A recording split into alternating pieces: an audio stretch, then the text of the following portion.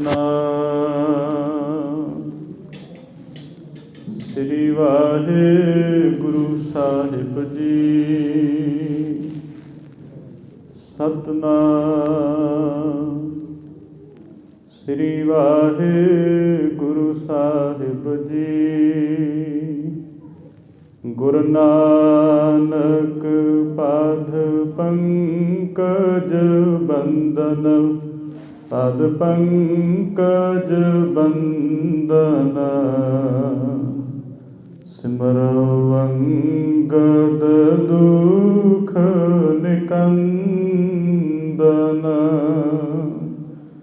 ਅਮਰਦਾਸ ਗੁਰ ਹਿਰਦੈ ਧਿਆਵੋ, ਹਿਰਦੈ ਧਿਆਵੋ। ਸ੍ਰੀ ਗੁਰੂ ਰਾਮਦਾਸ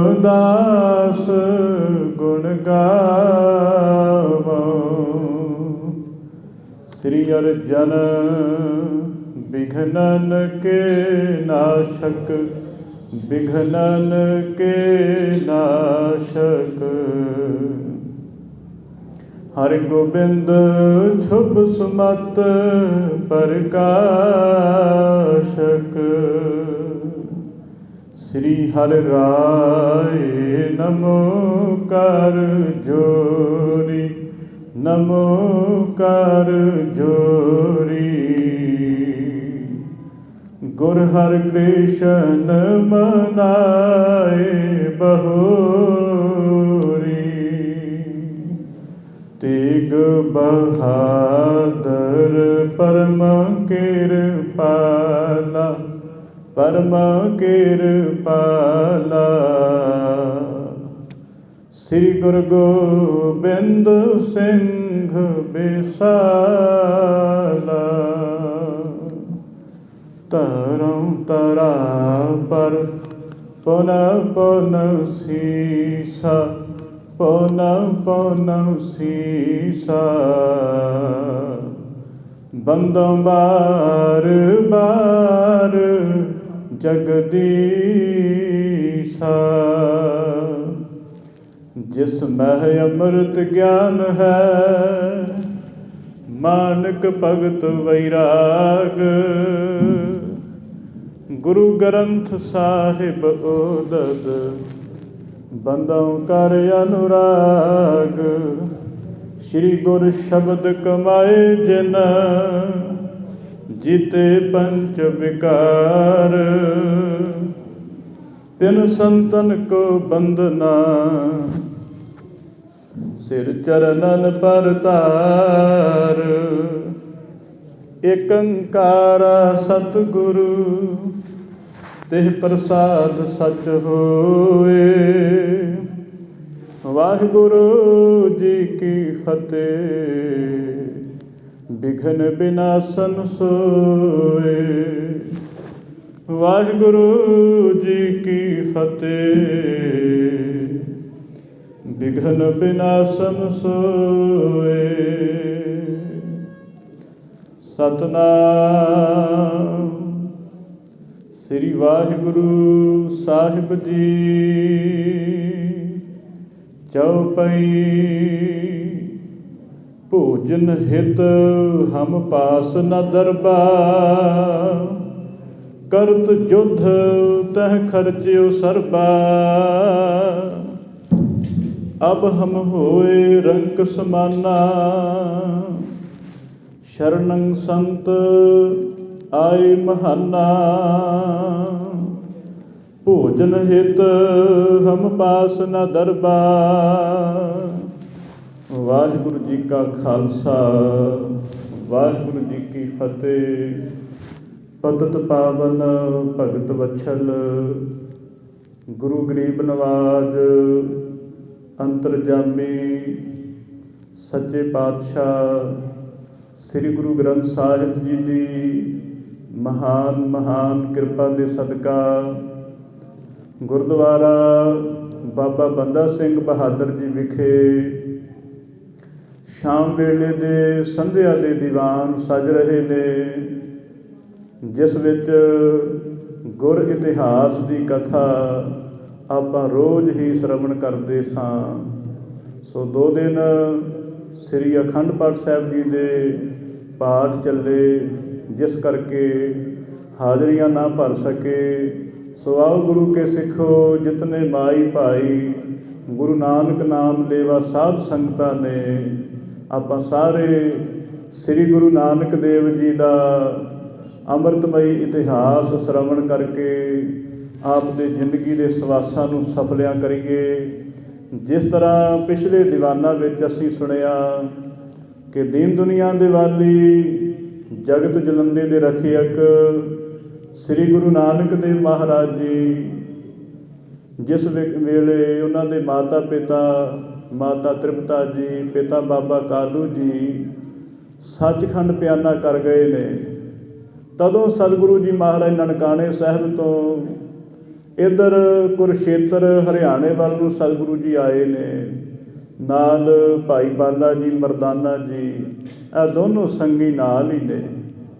ਅਤੇ ਤਦੋਂ ਕਹਿਣ ਲੱਗੇ ਕੁਰੂਕਸ਼ੇਤਰ ਦੇ ਵਿਖੇ ਸੂਰਜ ਗ੍ਰਹਿਣ ਦੇ ਕਰਕੇ ਬੜੇ ਹਿੰਦੂ ਮਤ ਦੇ ਸਨਿਆਤਨੀਏ ਮਨੁੱਖ 6 ਦਰਸ਼ਨ ਜਿਹੜੇ ਨੇ, ਜਿਸ ਵਿੱਚ ਬੈਰਾਗੀ, ਜੰਗਮ, ਸਰੇਵੜੇ, ਉਦਾਸੀ, ਇਹ ਸਾਰੇ ਉੱਥੇ ਆਏ ਨੇ।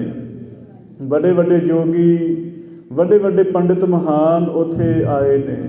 ਇਤਿਆਦਿ 4 ਵਰਨ ਹੀ, ਗ੍ਰਸਤੀ, ਬਾਨਪ੍ਰਸਤੀ, ਸੰਨਿਆਸੀ, ਬ੍ਰਹਮਚਾਰੀ, ਇਹ ਸਾਰੇ ਉਸ ਮੇਲੇ ਦਾ ਭਾਗ ਲੈ ਰਹੇ ਨੇ। ਅਤੇ ਸਤਿਗੁਰੂ ਮਹਾਰਾਜ ਜੀ ਜ਼ਿਆਦਾਤਰ ਮੇਲਿਆਂ ਵਿੱਚ ਜਾਇਆ ਕਰਦੇ, ਕਿਉਂਕਿ ਜਿੱਥੇ ਇੱਕ ਇੱਕ ਬੰਦੇ ਨੂੰ ਸਮਝਾਉਣਾ ਹੈ, ਮੇਲਿਆਂ ਦੀ ਇਕੱਤਰਤਾ ਸਤਿਗੁਰਾਂ ਨੂੰ ਸੌਖਾ ਹੋ ਜਾਂਦਾ ਸਮਝਾਉਣਾ। ਜਿਸ ਕਰਕੇ ਹੁਣ ਸਤਿਗੁਰਾਂ ਦਾ ਖਿਆਲ ਹੈ ਵੀ ਇਹ ਇੰਨੇ ਲੋਕ ਆਏ ਨੇ, ਹੈ ਤੇ ਸਾਰੇ ਦੁਖੀ ਹੈ। ਕਿਉਂਕਿ ਤੀਰਥਾਂ 'ਤੇ ਇਸ਼ਨਾਨ ਕਰਨ ਵਾਸਤੇ ਮਨੁੱਖ ਜਦੋਂ ਜਾਂਦਾ ਹੈ, ਕੋਈ ਨਾ ਕੋਈ ਕਾਮਨਾ ਲੈ ਕੇ ਜਾਂਦਾ ਹੈ। ਵਿਵਹਾਰ ਪਾਸੋਂ, ਕੋਈ ਅਧਿਆਤਮਿਕ ਪੱਖ ਤੋਂ ਕੋਈ ਨਾ ਕੋਈ ਬੰਨਿਓ ਕੋਈ ਦੁਖੀ ਹੁੰਦਾ ਹੈ। ਅਤੇ ਸਤਿਗੁਰੂ ਸੱਚੇ ਪਾਤਸ਼ਾਹ ਮਨ ਵਿੱਚ ਲੋਚਦੇ ਨੇ ਇਹ ਸਾਰੇ ਦੁਖੀਆਂ ਨੂੰ ਕਿਉਂ ਨਾ ਸੁਖੀ ਕਰ ਦਿੱਤਾ ਜਾਏ। ਕਿਉਂਕਿ ਸਤਿਗੁਰਾਂ ਦੇ ਨਾਮ ਨਾਲ ਇਹ ਤਖੱਲਸ ਜੁੜਿਆ ਸੀ ਬਾਬਾ ਵੈਦ ਰੋਗੀਆਂ ਦਾ, ਅਤੇ ਸਤਿਗੁਰੂ ਜੀ ਚਾਹੁੰਦੇ ਨੇ ਸਭਨਾਂ ਨੂੰ ਸਮਝਾਉਣਾ। ਪਰ ਤੁਸੀਂ ਦੇਖਦੇ ਹੋ ਮੇਲੇ ਦੇ ਵਿੱਚ ਬੰਦਾ ਬੰਦੇ ਨੂੰ ਬੰਦਾ ਨਹੀਂ ਸਮਝਦਾ। ਇਹ ਸਾਰੇ ਲੋਕ ਆਪੋ ਆਪਣੇ ਮੇਲੇ ਵਿੱਚ ਰੁੱਝੇ ਨੇ, ਕੋਈ ਨਹੀਂ ਕਿਸੇ ਨੂੰ ਸਮਝ ਰਿਹਾ ਸੀ। ਅਤੇ ਸਤਿਗੁਰੂ ਜੀ ਕੋਲ ਹੀ ਬੈਠੇ ਨੇ, ਭਾਵੇਂ ਕਿ ਦੀਨ ਦੁਨੀਆ ਦੇ ਵਾਲੀ ਨੇ, ਪਰ ਮੇਲੇ ਦੇ ਇਹੋ ਜਿਹੇ ਭੀੜ ਭੜੱਕੇ ਵਿੱਚ ਕੌਣ ਕਿਸੇ ਨੂੰ ਸਮਝਦਾ। ਸਤਿਗੁਰੂ ਜੀ ਨੇ ਕੋਈ ਦੇਖ ਹੀ ਨਹੀਂ ਰਿਹਾ, ਆਪ ਆਪਣੇ ਲੱਗੇ ਹੋਏ ਕੰਮਾਂ ਵਿੱਚ ਕੋਈ ਵੇਦ ਪਾਠ ਪੜ੍ਹਦਾ ਪਿਆ ਹੈ, ਕੋਈ ਤੀਰਥ ਇਸ਼ਨਾਨ ਕਰਦਾ ਪਿਆ ਹੈ, ਕੋਈ ਹੋਰ ਇਤਿਆਦਿ ਆਰਤੀਆਂ ਉਤਾਰਦੇ ਪਏ ਨੇ, ਕਈ ਕਰਮ ਕਰਦੇ ਪਏ ਨੇ। ਪਰ ਸਤਿਗੁਰੂ ਜੀ ਸੋਚਦੇ ਨੇ, ਕੋਲ ਬੈਠੇ ਨੇ ਮਰਦਾਨਾ ਜੀ, ਕਹਿਣ ਲੱਗੇ ਮਹਾਰਾਜ ਸਾਨੂੰ ਤਾਂ ਕੋਈ ਸੋਚਦਾ ਨਹੀਂ, ਦੇਖਦਾ ਨਹੀਂ ਪਿਆ ਹੈ, ਆਪਾਂ ਕੀ ਇੱਥੇ ਕਰਨਾ ਹੈ, ਚੱਲੀਏ ਗਾਂ ਇੱਥੋਂ। ਅਤੇ ਸਤਿਗੁਰੂ ਕਹਿਣ ਲੱਗੇ ਮਰਦਾਨਿਆਂ ਦੇਖ ਰੰਗ ਕਰਤਾਰ ਦੇ, ਤੂੰ ਦੇਖੀ ਚੱਲ ਹੁਣ ਬਣਦਾ ਕੀ ਹੈ। ਫਿਰ ਇੱਕ ਪਟਨੇ ਦਾ ਰਹਿਣ ਵਾਲਾ ਸਾਧ ਸੰਗਤ ਜੀ ਰਾਜਕੁਮਾਰ ਸੀ, ਉਹਦੀ ਨਾਲ ਬਿਰਧ ਮਾਤਾ ਸੀ। ਉਹਨਾਂ ਨੂੰ ਰਾਜ ਭਾਗ ਵਿੱਚੋਂ ਕੱਢ ਦਿੱਤਾ ਸੀ ਉੱਥੋਂ ਦੇ ਰਾਜੇ ਨੇ। ਦੁਖੀ ਹੋਏ ਵਿਚਾਰੇ, ਲਾਚਾਰ, ਇਹ ਵੀ ਤੀਰਥਾਂ 'ਤੇ ਆਏ ਨੇ ਅਤੇ ਭਟਕਦੇ ਭਟਾਉਂਦੇ ਹੋਏ ਸਤਿਗੁਰਾਂ ਦੇ ਪਾਸ ਆ ਗਏ ਨੇ। ਸਤਿਗੁਰੂ ਜੀ ਨੂੰ ਕਹਿਣ ਲੱਗੇ ਮਹਾਰਾਜ ਜੀ ਅਸੀਂ ਕੰਗਾਲ ਹਾਂ, ਬੜੇ ਦੁਖੀ ਹਾਂ, ਸਾਨੂੰ ਰਾਜ ਮਹਿਲ ਵਿੱਚੋਂ ਕੱਢ ਦਿੱਤਾ ਹੈ, ਅਤੇ ਸਾਡੇ ਤਾਈਂ ਕੋਈ ਸੇਵਾ ਦੱਸੋ ਜਿਸ ਕਰਕੇ ਸਾਡਾ ਰਾਜ ਭਾਗ ਮੁੜ ਸਾਨੂੰ ਮਿਲ ਆਏ। ਅਤੇ ਸਤਿਗੁਰੂ ਜੀ ਨੇ ਕਿਹਾ ਭਾਈ ਤੁਸੀਂ ਜੱਗ ਕਰੋ, ਵੱਡਾ ਲੰਗਰ ਲਗਾਓ। ਕਹਿਣ ਲੱਗੇ ਮਹਾਰਾਜ ਸਾਡੇ ਕੋਲ ਤਾਂ ਕੋਈ ਹੈ ਨਹੀਂ ਹੈ ਕੋਈ ਸਾਧਨ, ਕਿਉਂਕਿ ਧਨ ਸਾਰਾ ਸਾਡਾ ਖਤਮ ਹੋ ਗਿਆ ਹੈ, ਅਸੀਂ ਤਾਂ ਖਾਲੀ ਹੱਥੀਂ ਆਏ ਹਾਂ। ਇਹ ਜਿਹੜਾ ਰਾਜਕੁਮਾਰ ਸੀ ਨਾ, ਉਹਨੇ ਇੱਕ ਹਿਰਨ ਮਾਰ ਕੇ ਲਿਆਂਦਾ ਸੀ, ਸੋਚਿਆ ਸੀ ਇਹ ਸਤਿਗੁਰਾਂ ਨੂੰ ਭੇਟ ਕਰ ਦਾਂਗੇ। ਪਰ ਉਹਨੂੰ ਕੀ ਪਤਾ ਹੈ ਕਿ ਸਤਿਗੁਰੂ ਜੀ ਸਾਕਾ ਆਹਾਰੀ ਨੇ, ਮਾਸਾ ਆਹਾਰੀ ਨੇ। ਉਹਦੀ ਭਾਵਨਾ ਸੀ ਉਹ ਹਿਰਨ ਮਾਰ ਕੇ ਅਤੇ ਸਤਿਗੁਰਾਂ ਨੂੰ ਕਹਿੰਦਾ ਮਹਾਰਾਜ ਆ ਛਕ ਲਓ ਤੁਸੀਂ। ਅਤੇ ਸਤਿਗੁਰੂ ਕਹਿਣ ਲੱਗੇ ਵੀ ਹੁਣ ਸਤਿਗੁਰੂ ਸੱਚੇ ਪਾਤਸ਼ਾਹ ਕਿਸੇ ਵੀ ਪੱਖ ਵਿੱਚ ਨਹੀਂ ਹੈ, ਇਹ ਹੁਣ ਸਤਿਗੁਰੂ ਜੀ ਸ਼ਬਦ ਵਿੱਚ ਪ੍ਰੌੜਤਾ ਕਰਨਗੇ। ਅਤੇ ਸਾਧ ਸੰਗਤ ਜੀ ਜਿਸ ਵੇਲੇ ਉਹ ਲੋਕ ਆਪੋ ਆਪਣੀ ਤਕਾਮਤ 'ਚ ਲੱਗੇ ਹੋਏ ਨੇ। ਪੰਡਿਤ ਲੋਕ ਪੂਜਾ ਪਾਠ ਕਰਦੇ ਪਏ ਨੇ, ਕੋਈ ਨਹੀਂ ਕਿਸੇ ਦੀ ਸੁਣਦਾ ਪਿਆ ਹੈ। ਤਦੋਂ ਸਤਿਗੁਰੂ ਜੀ ਨੇ ਉਹ ਜਿਹੜਾ ਹਿਰਨ ਹੈ ਨਾ, ਉਹ ਰਾਜਕੁਮਾਰ ਨੂੰ ਕਹਿ ਕੇ ਨਾ ਕਹਿਣ ਲੱਗੇ ਇਹਦੇ ਛੋਟੇ ਛੋਟੇ ਡਲੇ ਬਣਾ ਲੈ। ਅਤੇ ਫਿਰ ਉੱਥੇ ਮਟਕਾ ਸੀ ਪਿਆ ਹੋਇਆ ਕੋਰਾ। ਇਹ ਸਾਰੀ ਵਾਰਤਾ ਜਿਵੇਂ ਉਹ ਸਤਿਗੁਰਾਂ ਨੇ ਫਿਰ ਉਸ ਰਾਜਕੁਮਾਰ ਨੂੰ ਕਹਿ ਕੇ ਅਤੇ ਮਾਸ ਰਿਨਵਾਇਆ ਹੈ। ਉਹ ਕਿਉਂ ਰਿਨਵਾਇਆ ਹੈ ਉਹ ਤੁਹਾਨੂੰ ਸਾਰਾ ਸਮਝ ਆ ਜਾਏਗਾ। ਪ੍ਰਸੰਗ ਸੁਣੋ ਧਿਆਨ ਲਗਾ ਕੇ। ਇੱਕ ਵਾਰੀ ਸਤਿਗੁਰੂ ਸੱਚੇ ਪਾਤਸ਼ਾਹ ਗੁਰੂ ਨਾਨਕ ਦੇਵ ਮਹਾਰਾਜ ਦੇ ਚਰਨਾਂ ਦਾ ਧਿਆਨ ਲਗਾ ਕੇ ਪ੍ਰੇਮ ਨਾਲ ਉਚਾਰਨ ਕਰੀਏ, ਸਤਿਨਾਮ ਸ੍ਰੀ ਵਾਹਿਗੁਰੂ ਸਾਹਿਬ ਜੀ, ਸਤਿਨਾਮ ਸ੍ਰੀ ਵਾਹਿਗੁਰੂ ਸਾਹਿਬ ਜੀ। ਭੋਜਨ ਹਿਤ ਹਮ ਪਾਸ ਨ ਦਰਬਾ। ਇਹ ਰਾਜਕੁਮਾਰ ਦੀ ਬੇਨਤੀ ਹੈ ਸਤਿਗੁਰੂ ਨਾਨਕ ਦੇਵ ਜੀ ਦੇ ਪਰਥਾਏ। ਇਹ ਸੁਆਮੀ ਜੀ ਤੁਸੀਂ ਆਖਦੇ ਹੋ ਮੈਂ ਜਗ ਕਰਾਂ, ਮੈਂ ਲੰਗਰ ਛਕਾਵਾਂ ਲੋਕਾਂ ਨੂੰ, ਮੇਰੇ ਕੋਲ ਤਾਂ ਪੈਸੇ ਨਹੀਂ ਹੈ, ਮੇਰੇ ਕੋਲ ਭੋਜਨ ਛਕਾਉਣ ਵਾਸਤੇ ਇੱਕ ਕੌਡੀ ਵੀ ਨਹੀਂ ਹੈ। ਕਰਤ ਜੁੱਧ ਤਹ ਖਰਚਿਓ ਸਰਬਾ। ਕਿਉਂ ਨਹੀਂ ਹੈ ਮੇਰੇ ਕੋਲ ਧਨ, ਕਿਉਂ ਨਹੀਂ ਮੇਰੇ ਕੋਲ ਕੋਈ ਦਮੜਾ ਹੈ? ਕਿਉਂਕਿ ਜਦੋਂ ਮੈਂ ਯੁੱਧ ਕੀਤਾ ਹੈ ਮੇਰਾ ਸਾਰਾ ਧਨ ਉੱਥੇ ਲੱਗ ਗਿਆ ਹੈ, ਸਾਰਾ ਖਰਚਾ ਮੇਰਾ ਯੁੱਧ ਵਿੱਚ ਲੱਗ ਗਿਆ। ਹੁਣ ਤਾਂ ਮੇਰੇ ਕੋਲ ਕੁਛ ਵੀ ਨਹੀਂ ਹੈ। ਜੇ ਆਖਦੇ ਹੋ ਵੀ ਮੈਂ ਲੰਗਰ ਛਕਾਵਾਂ, ਮੇਰੇ ਕੋਲ ਕੁਛ ਨਹੀਂ ਹੈ। ਅਬ ਹਮ ਹੋਏ ਰੰਕ ਸਮਾਨਾ। ਹੁਣ ਤਾਂ ਮਹਾਰਾਜ ਅਸੀਂ ਰੰਕ ਦੇ ਸਮਾਨ ਹੈ, ਭਿਖਾਰੀ ਦੇ ਸਮਾਨ ਹਾਂ। ਹੁਣ ਤਾਂ ਸਾਡੇ ਕੋਲ ਕੁਛ ਵੀ ਨਹੀਂ ਹੈ। ਆਏ ਸਰਣੰ ਸੰਤ ਮਹਾਨਾ। ਤਾਈਓ ਤੇ ਤੁਹਾਡੇ ਕੋਲੋਂ ਆਏ ਆ। ਸੁਖੀ ਮਨੁੱਖ ਕਿਉਂ ਆਏਗਾ ਗੁਰੂ ਕੋਲ? ਦੁਖੀ ਆਏਗਾ। ਸੁਖੀ ਮਨੁੱਖ ਧਾਰਮਿਕ ਨਹੀਂ ਬਣਦਾ ਹੈ, ਦੁਖੀ ਹੀ ਬਣੇਗਾ। ਜਿਹੜਾ ਦੁਖੀ ਹੋ ਗਿਆ ਉਹ ਗੁਰੂ ਦਾ ਆਸਰਾ ਤੱਕਦਾ। ਸੁਖੀ ਨੂੰ ਕੀ ਲੋੜ ਹੈ? ਸੁਖੀ ਕੋਲ ਤੇ ਸਮਾਂ ਹੀ ਨਹੀਂ। ਉਹ ਕਹਿੰਦਾ ਸਾਡੇ ਕੋਲ ਸਮਾਂ ਕੋਈ ਨਹੀਂ ਹੈ ਗੁਰੂਦੁਆਰੇ ਆਉਣੇ ਦਾ। ਦੁਖੀ ਹਾਂ ਸਤਿਗੁਰੂ ਜੀਓ, ਤਾਂ ਹੀ ਤੇ ਤੁਹਾਡੇ ਕੋਲੋਂ ਆਏ ਹਾਂ। ਜੇ ਸੁਖੀ ਹੁੰਦੇ ਫਿਰ ਸਾਨੂੰ ਕੀ ਲੋੜ ਸੀ ਰਾਜ ਭਾਗ ਵਿੱਚੋਂ ਆਮਣੇ ਦੀ। ਦੁਖੀ ਹਾਂ ਐ ਸੰਤ ਜੀ, ਤਾਈਓ ਤੇ ਤੁਹਾਡਾ ਆਸਰਾ ਤੱਕਿਆ। ਸ਼੍ਰੀ ਗੁਰ ਕਹਿ ਕਰਹੁ ਅਸਰੀਤੀ। ਤਦੋਂ ਸਤਿਗੁਰੂ ਜੀ ਨੇ ਉਸ ਰਾਜਕੁਮਾਰ ਨੂੰ ਸਮਝਾਇਆ ਹੈ। ਕਹਿਣ ਲੱਗੇ ਠੀਕ ਹੈ, ਫਿਰ ਤੇਰੇ ਤਾਈਂ ਅਸੀਂ ਦੱਸਦੇ ਹਾਂ, ਤੂੰ ਕੀ ਕਰ। ਕੋਰੋ ਮਟਕਾ ਆਨ ਸਪਰੀਤੀ। ਸਤਿਗੁਰੂ ਜੀ ਨੇ ਕਿਹਾ ਭਾਈ ਆ ਕੋਰਾ ਮਟਕਾ ਪਿਆ ਹੋਇਆ ਹੈ, ਘੜਾ ਪਿਆ ਹੋਇਆ ਹੈ, ਇਹਨੂੰ ਬੜੇ ਪ੍ਰੇਮ ਨਾਲ ਇੱਥੇ ਸਵਾਰ, ਚੰਗੀ ਤਰ੍ਹਾਂ ਨੂੰ ਸਾਫ਼ ਕਰ, ਧੋ ਲੈ ਇਹਨੂੰ ਚੰਗੀ ਤਰ੍ਹਾਂ। ਇਸ ਮ੍ਰਿਗ ਕੋ ਸਭ ਮਾਸ ਸਵਾਰੋ। ਅਤੇ ਫਿਰ ਉਹਨੇ ਹਿਰਨ ਮਾਰ ਕੇ ਲਿਆਂਦਾ ਸੀ। ਅਤੇ ਸਤਿਗੁਰੂ ਜੀ ਕਹਿਣ ਲੱਗੇ ਪਤਾ ਸੀ ਵੀ ਇਹਨਾਂ ਬਾਹਮਣਾਂ ਨੇ ਉੱਦਾਂ ਨਹੀਂ ਧਿਆਉਣਾ ਨਹੀਂ ਕਿਸੇ ਨੇ, ਵੀ ਜਿੰਨੀਆਂ ਮਰਜ਼ੀ ਆਵਾਜ਼ਾਂ ਮਾਰੀ ਜਾਓ ਉੱਦਾਂ ਨਹੀਂ ਇਹਨਾਂ ਨੇ ਕਿਸੇ ਦੀ ਸੁਣਦੀ ਹੈ, ਕਿਉਂਕਿ ਮੇਲੇ ਵਿੱਚ ਰੁੱਝੇ ਹੋਏ ਨੇ। ਆਹ ਹੁਣ ਸੌਖਾ ਤਰੀਕਾ ਹੈ। ਸਤਿਗੁਰੂ ਕਹਿਣ ਲੱਗੇ ਜਿਹੜਾ ਹਿਰਨ ਮਰਿਆ ਹੈ ਨਾ, ਇਹਨੂੰ ਚੰਗੇ ਤਰੀਕੇ ਨਾਲ ਛੋਟੇ ਛੋਟੇ ਡਲੇ ਕਰ ਲੈ ਅਤੇ ਸਵਾਰ ਕੇ ਆਹ ਮਾਸ ਜਿਹੜਾ ਮਸਾਲੇ ਪਾ ਕੇ ਨਮਕ ਪਾ ਕੇ ਇਹਨੂੰ ਮਟਕੇ ਵਿੱਚ ਪਾ ਲੈ। ਭਲੇ ਉਹ ਪ੍ਰਕਾਰ ਤਾਹੇ ਮੈਂ ਡਾਰਹੁ। ਤਾਂ ਫਿਰ ਭਲੀ ਪ੍ਰਕਾਰ ਜਿਵੇਂ ਮਾਸ ਰਹਿੰਦੇ ਹੈ, ਕਿਵੇਂ ਰਹਿੰਦੇ ਹੈ? ਤਾਂ ਕਹਿਣ ਲੱਗੇ ਤੁਹਾਨੂੰ ਤਾਂ ਪਤਾ ਹੀ ਹੈ, ਤੁਸੀਂ ਰਾਜ ਮਹਿਲ ਵਿੱਚ ਰਹਿੰਦੇ ਹੋ। ਜਿਵੇਂ ਰਿੰਨਿਆ ਜਾਂਦਾ ਹੈ ਨਾ, ਉਵੇਂ ਇਸ ਮਾਸ ਨੂੰ ਤੁਸੀਂ ਮਟਕੇ ਵਿੱਚ ਪਾ ਕੇ ਰਿੰਨ ਲਵੋ। ਮਾਰਨ ਸਰਬ ਪਾਏ ਇਸ ਮਾਹੀ। ਤਾਂ ਸਤਿਗੁਰੂ ਜੀ ਨੇ ਕਿਹਾ ਭਾਈ ਇਸ ਤਰ੍ਹਾਂ ਤੂੰ ਸਾਰਾ ਜਿਹੜਾ ਮਾਸ ਹੈ ਨਾ ਇਹ ਮਟਕੇ ਵਿੱਚ ਪਾ ਲੈ। ਅਗਨ ਬਾਰ ਗੰਧ ਅਬ ਤਾਹੀ। ਤਦੋਂ ਕਹਿਣ ਲੱਗੇ ਕਿ ਜਦੋਂ ਹੀ ਅੱਗ ਬਾਲੀ ਹੈ ਨਾ, ਤਾਂ ਪਤਾ ਹੈ ਵੀ ਹੁਣ ਸੁਗੰਧੀ ਬਾਹਰ ਆਏਗੀ। ਸਤਿਗੁਰਾਂ ਦਾ ਪ੍ਰਯੋਜਨ ਹੈ ਵੀ ਹੁਣ, ਕਿਉਂਕਿ ਮਹਾਰਾਜ ਮਾਸ ਆਹਾਰੀ ਤੇ ਹੈ ਨਹੀਂ ਹੈ। ਤੁਸੀਂ ਪਿੱਛੇ ਪ੍ਰਸੰਗ ਸੁਣੇ ਹੋਣਗੇ ਕਿ ਸਤਿਗੁਰੂ ਜੀ ਤੇ ਭੋਜਨ ਵੀ ਮਸਾਂ ਮਸਾਂ ਛਕਦੇ ਨੇ। ਇੰਨੇ ਜ਼ਿਆਦਾ ਸਤਿਗੁਰੂ ਜੀ ਆਪ ਦੇ ਆਪ ਵਿੱਚ ਸਬਰ ਸੰਤੋਖੀ ਨੇ। ਪਰ ਹੁਣ ਇਹ ਉਹਨਾਂ ਬ੍ਰਾਹਮਣਾਂ ਨੂੰ ਸਮਝਾਉਣ ਵਾਸਤੇ ਜਿਨ੍ਹਾਂ ਦੇ ਮਨ ਵਿੱਚ ਬੜਾ ਪਖੰਡਵਾਦ ਹੈ। ਉਹ ਸੋਚਦੇ ਹੈ ਕਿ ਅਸੀਂ ਮਾਸਾ ਆਹਾਰੀ ਨਹੀਂ ਹਾਂ, ਪਰ ਲੋਕਾਂ ਦੇ ਕੋਲੋਂ ਧਾਨ ਵੀ ਲੈਂਦੇ ਨੇ, ਬੁਰੇ ਕਰਮ ਵੀ ਕਰਦੇ ਨੇ, ਸਾਰਾ ਕੁਛ। ਪਰ ਲੋਕਾਂ ਨੂੰ ਕਹਿਣ ਲੱਗੇ ਅਸੀਂ ਮਾਸਾ ਆਹਾਰੀ ਨਹੀਂ, ਅਸੀਂ ਤਾਂ ਸ਼ਾਕਾਹਾਰੀ ਹਾਂ। ਆਹ ਦੇਖਿਓ ਕਿਧਰੇ ਆਹ ਕਈ ਇਹੋ ਜਿਹੇ ਹੁੰਦੇ ਆ ਵੈਸ਼ਨੋ ਭਗਤ, ਉਹ ਲਸਣ ਨਹੀਂ ਖਾਂਦੇ ਹੈ, ਗੰਢਾ ਨਹੀਂ ਖਾਂਦੇ ਹੈ, ਉਹ ਭਾਵੇਂ ਲੋਕਾਂ ਦਾ ਖੂਨ ਚੂਸੀ ਜਾਣ। ਇਹ ਸੋਚਦੇ ਆ ਵੀ ਇੱਦਾਂ ਅਸੀਂ ਕਰਾਂਗੇ। ਅਗਨ ਬਾਰ ਗੰਧੋ ਅਬ ਤਾਹੀ। ਤੇ ਇਸ ਕਰਕੇ ਕਹਿਣ ਲੱਗੇ ਜਦੋਂ ਅੱਗ ਬਾਲਾਂਗੇ ਤੇ ਸੁਗੰਧੀ ਉਹਦੀ ਬਾਹਰ ਆਵੇਗੀ। ਇਸ ਪ੍ਰਕਾਰ ਕੀ ਆਏ ਸੋ ਸੁਣ ਕੇ।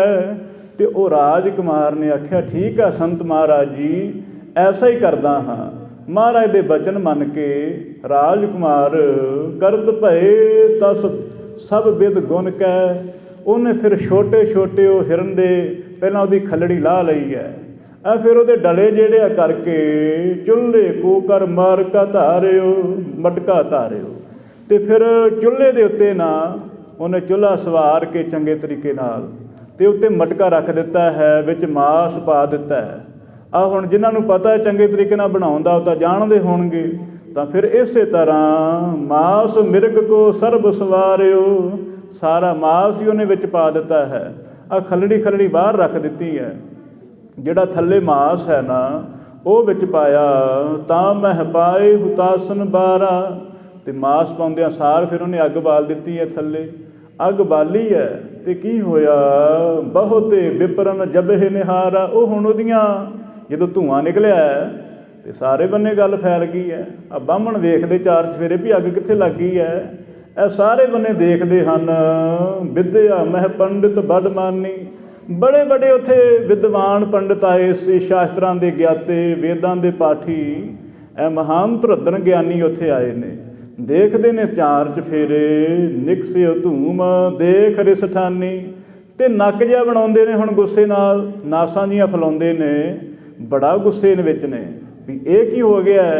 ਅਸੀਂ ਪੂਜਾ ਪਾਠ ਕਰਦੇ ਪਏ ਹਾਂ, ਇੱਥੇ ਤੇ ਸੂਰਜ ਨੂੰ ਗ੍ਰਹਿਣ ਲੱਗਾ ਹੈ, ਲੋਕੀ ਧਾਰਮਿਕ ਕਿਰਿਆ ਕਰਮ ਕਰਦੇ ਪਏ ਨੇ, ਪਰ ਇਹ ਕੀ ਹੋ ਗਿਆ, ਇਹ ਕਿਹਨੇ ਅੱਗ ਬਾਲ ਲਈ ਹੈ। ਦੇਖਦੇ ਹਨ ਸਾਰੇ ਬੰਨੇ, ਆਜ ਤਰਨ ਕੋ ਗ੍ਰਹਿਣ ਆਕਾਸ਼ਾ। ਆਪਸ ਵਿੱਚ ਗੱਲਾਂ ਕਰਦੇ ਨੇ ਵੀ ਦੇਖੋ ਭਾਈ ਅੱਜ ਤੇ ਸੂਰਜ ਨੂੰ ਗ੍ਰਹਿਣ ਲੱਗਾ ਹੋਇਆ ਹੈ, ਅੱਜ ਵੀ ਕਿਸੇ ਨੇ ਸ਼ਰਮ ਨਾ ਕੀਤੀ ਹੈ। ਆਹ ਬੁਰਾ ਕਰਮ ਕਿਹਨੇ ਕੀਤਾ ਹੈ, ਕਿਹੜਾ ਖੋਟਾ ਮਨੁੱਖ ਹੈ ਜਿਹਨੇ ਆਹ ਕੰਮ ਕਰ ਦਿੱਤਾ। ਇਹ ਅਜਾਨ ਗੰਧਨ ਲਗ ਮਾਸਾ। ਤੇ ਆਪਸ ਵਿੱਚ ਗੱਲਾਂ ਕਰਦੇ ਨੇ ਵੀ ਲੱਗਦਾ ਮਾਸ ਦੀ ਆ ਰਹੀ ਹੈ ਖੁਸ਼ਬੂ, ਇਹ ਮਾਸ ਦੀ ਖੁਸ਼ਬੂ ਆਉਂਦੀ ਹੈ। ਕਈ ਬੰਦੇ ਇਹੋ ਜਿਹੇ ਹੁੰਦੇ ਨੇ ਮਨ ਵਿੱਚ ਦਿਲ ਵੀ ਕਰਦਾ ਖਾਣੇ ਦਾ, ਪਰ ਉਹ ਲੋਕਾਂ ਸਾਹਮਣੇ ਕਈ ਗੱਲਾਂ ਕਰਦੇ, ਅਸੀਂ ਜੀ ਵੈਸ਼ਨੋ ਹੁੰਦੇ, ਅਸੀਂ ਤਾਂ ਖਾਂਦੇ ਕੁਝ ਨਹੀਂ ਹੈ। ਆਪਸ ਵਿੱਚ ਗੱਲਾਂ ਕਰਦੇ ਨੇ ਵੀ ਮਾਸ ਦੀ ਵਾਸ਼ਨਾ ਆ ਰਹੀ ਹੈ, ਇਹ ਪਤਾ ਨਹੀਂ ਕਿਹੜੇ ਮੂਰਖ ਨੇ ਰਿੰਨ ਲਿਆ। ਤੇ ਗੱਲਾਂ ਕਰਦੇ ਨੇ ਆਪਸ ਵਿੱਚ ਚਸਕੇ ਜੇ ਲਾ ਕੇ, ਪਰ ਗੁੱਸਾ ਵੀ ਆ ਵਿੱਚ। ਲੈ ਕਰ ਕੁੱਤ ਕੇ ਸ਼ਸਤਰ ਅਪਾਰਾ। ਤੇ ਫਿਰ ਇਹ ਜਿਹੜੇ ਪੁਰਾਣੇ ਉਦਾਸੀ ਬਰਾਗੀ ਸੀ ਨਾ, ਕੁੱਤਕੇ ਹੁੰਦੇ ਆ ਜਿਹੜੇ ਛੋਟੇ ਹੁੰਦੇ ਆ। ਅੱਜ ਨਿਹੰਗ ਸਿੰਘ ਰਗੜੇ ਲਾਉਂਦੇ ਆ, ਇਹ ਕੁੱਤਕੇ ਹੁੰਦੇ ਆ ਜਿਹਨਾਂ ਰਗੜਾ ਲਾਈਦਾ ਹੈ। ਡੰਡੇ ਉਹਨੂੰ ਸਰੋਤਰ ਕਿਹਾ ਜਾਂਦਾ ਹੈ। ਇਹ ਸਰੋਤਰ ਲੈ ਕੇ ਨਾ ਵੱਡੇ ਵੱਡੇ ਤੇ ਆ ਗਏ ਨੇ ਵੀ ਕਿਹਨੇ ਇਹ ਅੱਗ ਲਾਈ ਹੈ, ਆ ਕਿਹਨੇ ਮਾਸ ਰਿੰਨਿਆ ਹੋਇਆ ਹੈ, ਹੁਣੇ ਜਾ ਕੇ ਸਿਰ ਪਾੜਦੇ ਉਹਦਾ ਜਾ ਕੇ। ਗੁੱਸੇ ਨਾਲ ਆ ਗਏ ਸਾਰੇ, ਤੇ ਬਹੁਤ ਡੰਡੇ ਫੜੇ ਹੋਏ ਹੈ, ਕਿਸੇ ਨੇ ਪੱਥਰ ਫੜੇ ਹੋਏ ਨੇ। ਗੁੱਸੇ ਨਾਲ ਜਦੋਂ ਆਏ ਨੇ, ਆਏ ਨਿਕਟ ਕਹਿ ਕਰਹੁ ਪ੍ਰਹਾਰਾ। ਤੇ ਜਿਹੜੇ ਵੱਡੇ ਵੱਡੇ ਵਿਦਵਾਨ ਸੀ ਨਾ, ਉਹ ਕਹਿਣ ਲੱਗੇ ਦੇਖੋ ਆਹ ਬੰਦੇ ਦੇਖੋ ਵੀ ਕਿਹਨੇ ਅੱਗ ਲਾਈ ਆ। ਜਾਂਦਿਆਂ ਸਾਰ ਉਹਦੇ ਮਾਰੋ ਦੋ ਚਾਰ, ਪਤਾ ਲੱਗ ਜਾਏ ਵੀ ਇੱਥੇ ਅਸੀਂ ਧਾਰਮਿਕ ਕਰਮ ਕਰਦੇ ਪਏ ਹਾਂ, ਇਹ ਕਿਹੜੇ ਮੂਰਖ ਨੇ ਇਹ ਕੰਮ ਕੀਤਾ ਹੈ। ਜਾਂਦਿਆਂ ਸਾਰ ਉਹਦੇ ਦੋ ਚਾਰ ਡੰਡੇ ਮਾਰੋ, ਲੱਗ ਜਾਏ ਉਹਨੂੰ ਪਤਾ, ਅਕਲ ਟਿਕਾਣੇ ਆ ਜਾਏ। ਇੱਦਾਂ ਕਰਦੇ ਕੋ ਤੇਰੋ ਹੈ ਬਚਨ ਅਧਰਮੀ। ਸਤਿਗੁਰੂ ਜੀ ਦੇ ਕੋਲ ਗਏ ਨੇ, ਪੁੱਛਦੇ ਨੇ ਐ ਭਲੇ ਮਾਨਸਾ ਕੀ ਹੈ ਤੇਰੇ ਕੋਲ, ਤੂੰ ਕਹਿਣਾ ਕੀ ਚਾਹੁੰਦਾ ਹੈ ਸਾਨੂੰ। ਇਹ ਬੁਰਾ ਕੰਮ ਕਰਕੇ ਤੂੰ ਸਾਡੇ ਪੂਜਾ ਪਾਠ ਨੂੰ ਖੰਡਨ ਕਰਦਾ ਪਿਆ ਹੈ, ਕੀ ਹੈ ਤੇਰੇ ਕੋਲ, ਤੂੰ ਅਧਰਮੀ ਹੈ, ਤੂੰ ਧਾਰਮਿਕ ਨਹੀਂ ਜਾਪਦਾ ਹੈ, ਕਿਉਂ ਇੱਥੇ ਆ ਗਿਆ ਹੈ। ਇਹ ਸਾਡੇ ਪੂਜਾ ਪਾਠ ਵਿੱਚ ਆ ਕੇ ਤੂੰ ਇਹ ਖੋਟੀ ਅੱਗ ਮਚਾ ਦਿੱਤੀ ਆ ਕੇ, ਇਹ ਕਿਉਂ ਕੀਤਾ ਹੈ ਤੂੰ। ਪੁੱਛਦੇ ਹਨ ਕੋ ਕੀਨੋ ਤੈ ਕਰਮ ਕੁਕਰਮੀ, ਇਹ ਤੂੰ ਇੱਦਾਂ ਕਿਉਂ ਕੀਤਾ। ਸਾਨੂੰ ਪਤਾ ਹੈ ਵੀ ਗੱਲ ਕੋਈ ਹੋਰ ਹੈ, ਨਹੀਂ ਤੇ ਮਾਸ ਰਿੰਨਣਾ ਹੋਏ ਕਿੰਨੀਆਂ ਜਗ੍ਹਾ ਨੇ, ਇੱਥੇ ਆਣ ਕੇ ਤੂੰ ਸੁੱਟਣਾ ਸਾਰਾ ਕੁਛ। ਹੋਰ ਕਿੰਨੀ ਜਗ੍ਹਾ ਹੈ ਜਿੱਥੇ ਮਰਜ਼ੀ ਜਾ ਕੇ ਮਾਸ ਰਿੰਨ ਲਓ, ਇੱਥੇ ਕਿਉਂ ਮਾਸ ਰਿੰਨ ਲਿਆ। ਦਿਵਸ ਆਜ ਕੇ ਤੁਰਕ ਜੇ ਮਾਨਵ। ਤੈਨੂੰ ਪਤਾ ਹੈ ਵੀ ਅੱਜ ਦੇ ਦਿਨ 'ਤੇ ਜਿਹੜੇ ਤੁਰਕ ਹੈ ਨਾ, ਮੁਸਲਮਾਨ ਲੋਕ ਹੈ, ਉਹ ਵੀ ਮਨੁੱਖ ਸੋ ਪੀਤਰਾ ਹਿਰਦੈ ਮਹ ਪਠਾਨਵ। ਉਹ ਵੀ ਸ਼ਰਮ ਕਰਦੇ ਨੇ, ਉਹ ਵੀ ਡਰਦੇ ਨੇ ਬਈ ਅੱਜ ਸੂਰਜ ਨੂੰ ਗ੍ਰਹਿਣ ਲੱਗਾ ਹੋਇਆ ਹੈ, ਉਹ ਵੀ ਅੱਜ ਦੇ ਦਿਨ ਮਾਸ ਨਹੀਂ ਦਿੰਦੇ ਨੇ। ਤੇ ਤੂੰ ਕਿਹੜੀ ਜਾਤੀ ਦਾ ਹੈ? ਤੂੰ ਮੁਸਲਮਾਨ ਵੀ ਨਹੀਂ ਲੱਗਦਾ ਹੈ, ਹਿੰਦੂ ਵੀ ਨਹੀਂ ਲੱਗਦਾ ਹੈ। ਤੂੰ ਕੌਣ ਹੈ ਜਿਹਨੇ ਆ ਕੇ ਸਾਡੇ ਰੰਗ ਵਿੱਚ ਭੰਗ ਪਾ ਦਿੱਤੀ ਹੈ ਕੌਣ ਹੈ ਤੂੰ? ਦੱਸ ਦੇ ਆਪ ਦਾ ਨਾਮ, ਕਰ ਇਸ਼ਨਾਨ ਦੇਨ ਪੁੰਨ ਦਾਨਾ। ਤੈਨੂੰ ਪਤਾ ਹੈ ਕਿ ਅੱਜ ਦੇ ਦਿਨ ਤਾਂ ਹਿੰਦੂ ਲੋਕ, ਮੁਸਲਮਾਨ ਲੋਕ ਪੁੰਨ ਦਾਨ ਕਰਦੇ ਨੇ, ਇਸ਼ਨਾਨ ਕਰਦੇ ਨੇ, ਪਰ ਤੂੰ ਇੱਥੇ ਆ ਕੇ ਮਾਸ ਰਹਿ ਲਿਆ ਹੈ। ਇਹ ਕਿਉਂ ਸ਼ਰਮ ਲਾ ਲਈ ਹੈ? ਤੂੰ ਬੋਲਦਾ ਕਿਉਂ ਨਾ? ਸਤਿਗੁਰਾਂ ਨੂੰ ਬੜੇ ਤਰ੍ਹਾਂ ਦੇ ਲਫ਼ਜ਼ ਬੋਲਦੇ ਨੇ, ਪਰ ਸਤਿਗੁਰੂ ਮਸ਼ਟ ਧਾਰ ਕੇ ਬੈਠੇ ਹੋਏ ਨੇ, ਬੋਲ ਨਹੀਂ ਪਏ। ਸਤਿਗੁਰੂ ਕੁਛ ਵੀ ਨਹੀਂ ਕਹਿ ਰਹੇ। ਸੁਣ ਕੇ ਤਾਂ ਇਨ ਕਾਦਨ ਕੋ ਕਾਲ ਮਹਾਨਾ, ਕਹਿਣ ਲੱਗੇ ਕਿ ਤੈਨੂੰ ਪਤਾ ਹੈ ਇਹਨੇ ਬੁਰੇ ਕੰਮਾਂ ਨਾਲ ਬੰਦੇ ਦੀ ਮੌਤ ਆ ਜਾਂਦੀ ਹੈ, ਤੇਰੀ ਮੌਤ ਵਾਜਾ ਮਾਰਦੀ ਹੈ, ਲੱਗਦਾ ਤੂੰ ਤਾਂ ਹੀ ਉਹ ਇੱਦਾਂ ਕਰਦਾ ਹੈ। ਸਤਿਗੁਰਾਂ ਨੂੰ ਜਦੋਂ ਇਸ ਤਰ੍ਹਾਂ ਆਖਿਆ ਤਾਂ ਦੋਹਰਾ ਸੁਣ ਕਰ ਤਿਨ ਤੇ ਸ਼੍ਰੀ ਗੁਰੂ। ਸੁਣ ਕੇ ਨਾ ਸਤਿਗੁਰੂ ਜੀ ਨੇ ਉਹਨਾਂ ਐਸੇ ਕਰੋਧੀਆਂ ਬ੍ਰਾਹਮਣਾਂ ਦੀਆਂ ਗੱਲਾਂ, ਤੇ ਸਤਿਗੁਰੂ ਮਹਾਰਾਜ ਕਹਿਣ ਲੱਗੇ ਬਚਨ ਕਹੇ ਅਸਰੀਤ। ਸਤਿਗੁਰੂ ਬੜੇ ਪ੍ਰੇਮ ਨਾਲ ਬੋਲਦੇ ਨੇ, ਉਹ ਖਿਜੇ ਨੇ, ਸੜੇ ਮੱਚੇ ਨੇ, ਪਰ ਸਤਿਗੁਰਾਂ ਦੀ ਹਲੀਮੀ ਧੀਰਜਤਾ ਨਾਲ ਬੋਲਦੇ ਨੇ। ਸਤਿਗੁਰੂ ਕੀ ਆਖਦੇ? ਸ਼ੁਦਾ ਲੱਗੀ ਮੋਕੋ ਬੜੀ। ਮਹਾਰਾਜ ਕਹਿਣ ਲੱਗੇ ਮੈਂ ਕੀ ਕਰਾਂ, ਮੈਨੂੰ ਭੁੱਖ ਲੱਗੀ ਹੈ ਤੇ ਮੈਂ ਮਾਸ ਰਿੰਨ ਲਿਆ। ਇਹ ਹੁਣ ਸਤਿਗੁਰਾਂ ਦਾ ਤਰੀਕਾ ਹੈ, ਬੜੇ ਤਰੀਕੇ ਨਾਲ ਕਹਿੰਦੇ ਮਹਾਰਾਜ, ਪ੍ਰੇਮ ਨਾਲ ਆਖਿਆ। ਕਹਿਣ ਲੱਗੇ ਸ਼ੁਦਾ ਲੱਗੀ ਮੋਕੋ, ਮੈਨੂੰ ਬੜੀ ਭੁੱਖ ਲੱਗੀ ਸੀ। ਚਿਤ ਆਹਾਰ ਕਿਛ ਕੀਤ, ਇਸ ਵਾਸਤੇ ਹਿਤ ਆਹਾਰ ਕਿਛ ਕੀਤ, ਮੈਨੂੰ ਭੁੱਖ ਲੱਗੀ ਤੇ ਮੈਂ ਸੋਚਿਆ ਕੁਛ ਖਾ ਲਈਏ। ਜਿਵੇਂ ਸ਼ਮਸ ਤਬਰੇਬ ਜਿਹੜਾ ਸੀ, ਇਹ ਜਿਸ ਵੇਲੇ ਇਸਲਾਮੀਆਂ ਦੇ ਦੇਸ਼ ਵਿੱਚ ਰਹਿੰਦਾ ਹੈ ਵੈਸੇ, ਤੇ ਹੈ ਇਹ ਸੂਫੀ ਫਕੀਰ ਸੀ। ਉਹਨਾਂ ਨੇ ਰੋਜ਼ੇ ਰੱਖੇ ਸੀ ਤੇ ਇਹਨੇ ਭੋਜਨ ਖਾ ਲਿਆ। ਉਹ ਆ ਕੇ ਮਾਰ ਲੱਗ ਪਏ ਵੀ ਤੂੰ ਭੋਜਨ ਕਿਉਂ ਖਾਧਾ ਹੈ? ਉਹਨੇ ਆਖਿਆ ਕਿ ਮੇਰਾ ਕੀ ਦੋਸ਼ ਹੈ, ਮੈਨੂੰ ਭੁੱਖ ਲੱਗ ਗਈ ਤੇ ਮੇਰਾ ਹੁਣ ਕੀ ਦੋਸ਼ ਹੈ? ਜਾਂ ਤੇ ਰੱਬ ਨੂੰ ਚਾਹੀਦਾ ਸੀ, ਖੁਦਾ ਨੂੰ ਚਾਹੀਦਾ ਸੀ ਮੈਨੂੰ ਭੁੱਖ ਨਾ ਲੱਗਦੀ, ਮੈਂ ਖਾਂਦਾ ਕੁਛ ਨਾ। ਹੁਣ ਭੁੱਖ ਲੱਗੀ ਹੈ ਤੇ ਖਾ ਲੈਣਾ, ਇਹ ਕਿਹੜਾ ਗੁਨਾਹ ਕਰ ਲਿਆ ਮੈਂ? ਹੁਣ ਸਤਿਗੁਰੂ ਜੀ ਵੀ ਕਹਿ ਰਹੇ ਨੇ ਵੀ ਇਹ ਬ੍ਰਾਹਮਣੋ, ਇਹ ਪੰਡਤੋ, ਮੈਂ ਤੇ ਕੋਈ ਗੁਨਾਹ ਨਹੀਂ ਕੀਤਾ ਹੈ, ਮੈਨੂੰ ਭੁੱਖ ਲੱਗੀ ਹੈ ਤੇ ਮੈਂ ਰਿੰਨ ਲਿਆ ਹੈ। ਹੁਣ ਤੁਸੀਂ ਦੱਸ ਦਿਓ ਤੁਹਾਡੀ ਕੀ ਰਾਏ ਹੈ? ਚੌਪਈ ਦਿਜ ਤਬ ਬੋਲੇ ਬਚਨ ਕਠੋਰਾ। ਤੇ ਹੋ ਸਕਦਾ ਹੈ ਸਾਧ ਸੰਗਤ ਜੀ ਉਸ ਵੇਲੇ ਪੰਡਤਾਂ ਨੇ, ਬ੍ਰਾਹਮਣਾਂ ਨੇ ਸਤਿਗੁਰਾਂ ਨੂੰ ਗਾਲਾਂ ਵੀ ਕੱਢੀਆਂ ਹੋਣ, ਕਿਉਂਕਿ ਕਠੋਰ ਬਚਨ ਲਿਖਿਆ ਹੈ ਤੇ ਜ਼ਰੂਰ ਗਾਲਾਂ ਹੀ ਕੱਢੀਆਂ ਹੋਣਗੀਆਂ। ਬੜੀਆਂ ਗਾਲਾਂ ਕੱਢਦੇ ਨੇ ਸਤਿਗੁਰਾਂ ਨੂੰ, ਪੁੱਠੇ ਸਿੱਧੇ ਲਫ਼ਜ਼ ਬੋਲਦੇ ਨੇ, ਕਿਉਂਕਿ ਇਹਨਾਂ ਦੇ ਤਾਂ ਜਥੇ ਬਣੇ ਨੇ। ਸਤਿਗੁਰੂ ਜੀ ਤੇ ਆਮ ਸਾਦੇ ਮੁਰਾਦੇ ਬਣੇ ਹੋਏ ਫਕੀਰ ਲਿਬਾਸ ਹੈ, ਤੇ ਨਾਲ ਸੰਗੀ ਵੀ ਜਿਹੜੇ ਹੈ ਉਹਨਾਂ ਕੋਲ ਵੀ ਕਿਹੜਾ ਕੋਈ ਹਥਿਆਰ ਹੈ, ਇਉਂ ਸਾਦੇ ਹੈ, ਬਿਲਕੁਲ ਨਿਹੱਥੇ, ਕੋਈ ਸ਼ਸਤਰ ਨਹੀਂ ਸਤਿਗੁਰਾਂ ਦੇ ਕੋਲ ਹੈ। ਤੇ ਇਹਨਾਂ ਬੜੇ ਪੁੱਠੇ ਸਿੱਧੇ ਲਫ਼ਜ਼ ਬੋਲੇ। ਕਿਆ ਰੀਦੇ ਹੋ ਤੁਮ ਤਰਾਸ ਨਾ ਥੋਰਾ। ਕਹਿਣ ਲੱਗੇ ਵੀ ਤੈਨੂੰ ਡਰ ਨਹੀਂ ਲੱਗਦਾ, ਅਸੀਂ ਇੰਨੇ ਬੰਦੇ ਆਏ ਹੋਏ ਹਾਂ, ਤੈਨੂੰ ਕਾਂਬਾ ਨਹੀਂ ਛਿੜਦਾ? ਕਿਉਂਕਿ ਆਮ ਬੰਦਾ ਦਹਿਰ ਜਾਂਦਾ ਹੈ ਜਦੋਂ ਕਿਸੇ ਕੋਲ ਹਥਿਆਰ ਹੋਏ, ਗਾਲਾਂ ਕੱਢੇ, ਆਮ ਬੰਦਾ ਹੱਥ ਜੋੜ ਲੈਂਦਾ ਹੈ, ਮੇਰੇ ਤੋਂ ਗਲਤੀ ਹੋ ਗਈ। ਪਰ ਸਤਿਗੁਰੂ ਗਲਤੀ ਮੰਨਣ ਦਾ ਨਾਂ ਨਹੀਂ ਲੈ ਰਹੇ। ਸਤਿਗੁਰੂ ਕਹਿਣ ਲੱਗੇ ਵੀ ਮੈਂ ਗਲਤੀ ਕੀਤੀ ਕਿਹੜੀ ਹੈ? ਮੈਨੂੰ ਭੁੱਖ ਲੱਗੀ ਤੇ ਮੈਂ ਤਾਂ ਮਾਸ ਰਿੰਨ ਲਿਆ। ਇਹ ਹੁਣ ਸਤਿਗੁਰਾਂ ਨੇ ਇਹ ਸਾਰਾ ਕਿਉਂ ਕੀਤਾ ਹੈ, ਜ਼ਰੂਰ ਤੁਸੀਂ ਇਸ ਦਾ ਅੰਤਰੀ ਭਾਵ ਸਮਝੋਗੇ। ਅੱਗੇ ਸੁਣੀ ਜਾਓ। ਸਤਿਗੁਰੂ ਕਹਿਣ ਲੱਗੇ ਵੀ ਮੇਰਾ ਕਸੂਰ ਕੀ ਹੈ, ਤੁਸੀਂ ਦੱਸ ਦਿਓ ਇੱਕ ਵਾਰ। ਤਾਂ ਉਸ ਵੇਲੇ ਬਿਨਾ ਬਿਲਮ ਸੋ ਦੇਹੋ ਦਿਖਾਈ। ਤਾਂ ਕਹਿਣ ਲੱਗੇ ਵੀ ਹੁਣ ਜਾਂ ਤੇ ਤੂੰ ਦੱਸ ਦੇ ਰਿੰਨਿਆ ਕੀ ਹੈ, ਤੂੰ ਦੇਖ ਲਈਏ ਇੱਕ ਵਾਰ ਅਸੀਂ, ਕਿਉਂਕਿ ਬਾਸ਼ਨਾ ਤੇ ਆ ਰਹੀ ਹੈ ਮਾਸ ਦੀ, ਪਰ ਫਿਰ ਵੀ ਵੇਖ ਲਈਏ, ਹੋ ਸਕਦਾ ਸਾਗ ਰਿੱਧਾ ਹੋਏ, ਹੋ ਸਕਦਾ ਕੁਛ ਹੋਰ ਰਿੰਨਿਆ ਹੋਏ, ਦੇਖ ਲਈਏ ਇੱਕ ਵਾਰ, ਤਾਂ ਕਿ ਨਾ ਤੁਰ ਤੁਝ ਮਾਰੇ ਇਹ ਥਾਈ। ਕਹਿਣ ਲੱਗੇ ਜੇਕਰ ਮਾਸ ਹੋਇਆ ਨਾ ਤੇ ਇੱਥੇ ਹੀ ਮਾਰ ਦੇਵਾਂਗੇ ਤੈਨੂੰ। ਸਤਿਗੁਰੂ ਹੱਸਦੇ ਹੈ, ਕਿਉਂਕਿ ਸਤਿਗੁਰੂ ਮਹਾਰਾਜ ਨੂੰ ਪਤਾ ਹੈ ਵੀ ਇਹ ਮਾਰਨ ਵਾਲੇ ਹੈ ਨਹੀਂ ਹੈ। ਮਰਨਾ ਮਰਾਵਨਾ ਅਕਾਲ ਪੁਰਖ ਦੇ ਹੱਥ ਵਿੱਚ ਹੈ। ਕੌਣ ਕਿਸੇ ਨੂੰ ਮਾਰ ਸਕਦਾ ਹੈ? ਬਿਨਾਂ ਆਈ ਤੋਂ ਕੋਈ ਮਰ ਸਕਦਾ ਹੈ? ਸਤਿਗੁਰੂ ਹੱਸਦੇ ਉਹਨਾਂ ਦੇ ਮੂਹਰੇ ਵੇਖ ਵੇਖ ਕੇ। ਕਿਸੇ ਦੀ ਜਦੋਂ ਖਿੱਲੀ ਉਡਾਉਣੀ ਹੋਏ ਨਾ, ਉਹਦੇ ਵੱਲ ਵੇਖ ਕੇ ਹੱਸ ਪਾਓ। ਇਹ ਸੜਿਆ ਮੱਚਿਆ ਮਨੁੱਖ ਸ਼ਰਮਿੰਦਾ ਹੋ ਜਾਏਗਾ। ਕੋਈ ਕ੍ਰੋਧ ਵਿੱਚ ਹੈ ਉਹਨੂੰ ਹੱਸ ਪਓ ਦੇ ਸਾਹਮਣੇ, ਉਹਨੂੰ ਚੈਲੰਜ ਕਰਨਾ ਹੁੰਦਾ ਹੈ, ਉਹਨੂੰ ਚੁਣੌਤੀ ਦੇਣੀ ਹੈ ਵੀ ਤੂੰ ਮੇਰੇ ਸਾਹਮਣੇ ਕੁਛ ਨਹੀਂ ਹੈ। ਸਤਿਗੁਰੂ ਹੱਸਦੇ ਉਹਨਾਂ ਵੱਲ ਦੇਖ ਕੇ, ਉਹ ਗੁੱਸੇ ਨਾਲ ਕਹਿੰਦੇ ਅਸੀਂ ਤੁਹਾਡੇ ਹੁਣੇ ਮਾਰਾਂਗੇ, ਅਤੇ ਸਤਿਗੁਰੂ ਹੱਸਦੇ ਹੈ ਅਤੇ ਇਹ ਉਹਨਾਂ ਨੂੰ ਚੁਣੌਤੀ ਹੈ ਵੀ ਤੁਸੀਂ ਕਰਕੇ ਦੇਖ ਲਓ ਜੇ ਤੁਹਾਡਾ ਜ਼ੋਰ ਲੱਗਦਾ ਹੈ। ਉਹ ਫਿਰ ਉਸ ਵੇਲੇ ਸਤਿਗੁਰਾਂ ਜੀ ਨੂੰ ਕਹਿਣ ਲੱਗੇ ਵੀ ਅਸੀਂ ਤੁਹਾਡਾ ਮਟਕਾ ਤਾਂ ਦੇਖ ਲਈਏ ਇੱਕ ਵਾਰ। ਅਤੇ ਮਹਾਰਾਜ ਕਹਿਣ ਲੱਗੇ ਅਵੱਸ਼ ਦੇਖੋ, ਜ਼ਰੂਰ ਦੇਖੋ, ਤੁਹਾਨੂੰ ਮਨਾਹੀ ਨਹੀਂ ਕੋਈ ਹੈ। ਤਾਂ ਫਿਰ ਉਸ ਵੇਲੇ ਤਬ ਜਿਨ ਦੇਖਿਓ ਸੋ ਦਿਵਜ ਕਹਹੀਂ, ਅਤੇ ਫਿਰ ਜਿਨ੍ਹਾਂ ਨੇ ਘੜੇ ਉੱਪਰੋਂ ਢੱਕਣ ਚੁੱਕ ਕੇ ਦੇਖਿਆ ਹੈ ਉਹ ਪੰਡਿਤ ਦੇਖ ਕੇ ਦੰਗ ਰਹਿ ਗਏ ਨੇ। ਕੀ ਦੇਖਦੇ ਨੇ? ਇਸ ਮਟਕੇ ਮਹਿ ਆਮਿਖ ਅਹਹੀ, ਕਹਿਣ ਲੱਗੇ ਵਾਕਈ ਜੋ ਅਸੀਂ ਸਮਝਦੇ ਸੀ ਨਾ ਇਹ ਤਾਂ ਵਾਕਈ ਉਹ ਹੀ ਹੈ, ਇਹ ਤਾਂ ਮਾਸ ਰਿੰਨਿਆ ਹੋਇਆ ਇਹਨਾਂ ਨੇ, ਇਹ ਤਾਂ ਬਹੁਤ ਬੁਰਾ ਕੰਮ ਹੋ ਗਿਆ, ਇਹ ਤਾਂ ਅਪਸ਼ਗਨ ਹੋ ਗਿਆ ਹੈ। ਹੁਣ ਤਾਂ ਸਾਡੇ ਪੂਜਾ ਪਾਠ ਨਾ ਲੱਗਣਗੇ। ਇਹ ਆਪਸ ਵਿੱਚ ਤਰ੍ਹਾਂ ਤਰ੍ਹਾਂ ਦੀਆਂ ਦਲੀਲਾਂ ਦੇ ਕੇ ਸਮਝਾਉਂਦੇ, ਹਮਰੇ ਦੇਖਤ ਇਨਹਿ ਸਵਾਰਾ। ਕੁਝ ਕੁ ਤਾਂ ਕਹਿਣ ਲੱਗੇ ਵੀ ਅਸੀਂ ਦੇਖਦੇ ਪਏ ਸਾਂ, ਕਹਿਣ ਲੱਗੇ ਅਸੀਂ ਦੇਖਦੇ ਹਾਂ ਜਦੋਂ ਇਹ ਰਾਜਕੁਮਾਰ ਡਲੇ ਕਰਦਾ ਪਿਆ ਸੀ ਨਾ ਇਸ ਮਾਸ ਦੇ, ਅਤੇ ਮੈਂ ਦੇਖਦਾ ਪਿਆ ਸਾਂ ਸਾਰਾ ਦ੍ਰਿਸ਼। ਅਤੇ ਦੂਸਰੇ ਕਹਿਣ ਲੱਗੇ ਭਾਏ ਬੀਚ ਪਾਵਕ ਕੋ ਬਾਰਾ, ਅਤੇ ਅਸੀਂ ਸੋਚਦੇ ਸਾਂ ਖੌਰੇ ਉੱਦਾਂ ਹੀ ਹੈ, ਪਰ ਸਾਡੇ ਅੱਖਾਂ ਸਾਹਮਣੇ ਇਹਨਾਂ ਨੇ ਅੱਗ ਬਾਲੀ ਹੈ, ਅੱਖਾਂ ਸਾਹਮਣੇ ਸਾਡੇ ਇਹਨਾਂ ਨੇ ਮਾਸ ਰਿੰਨਿਆ ਹੈ।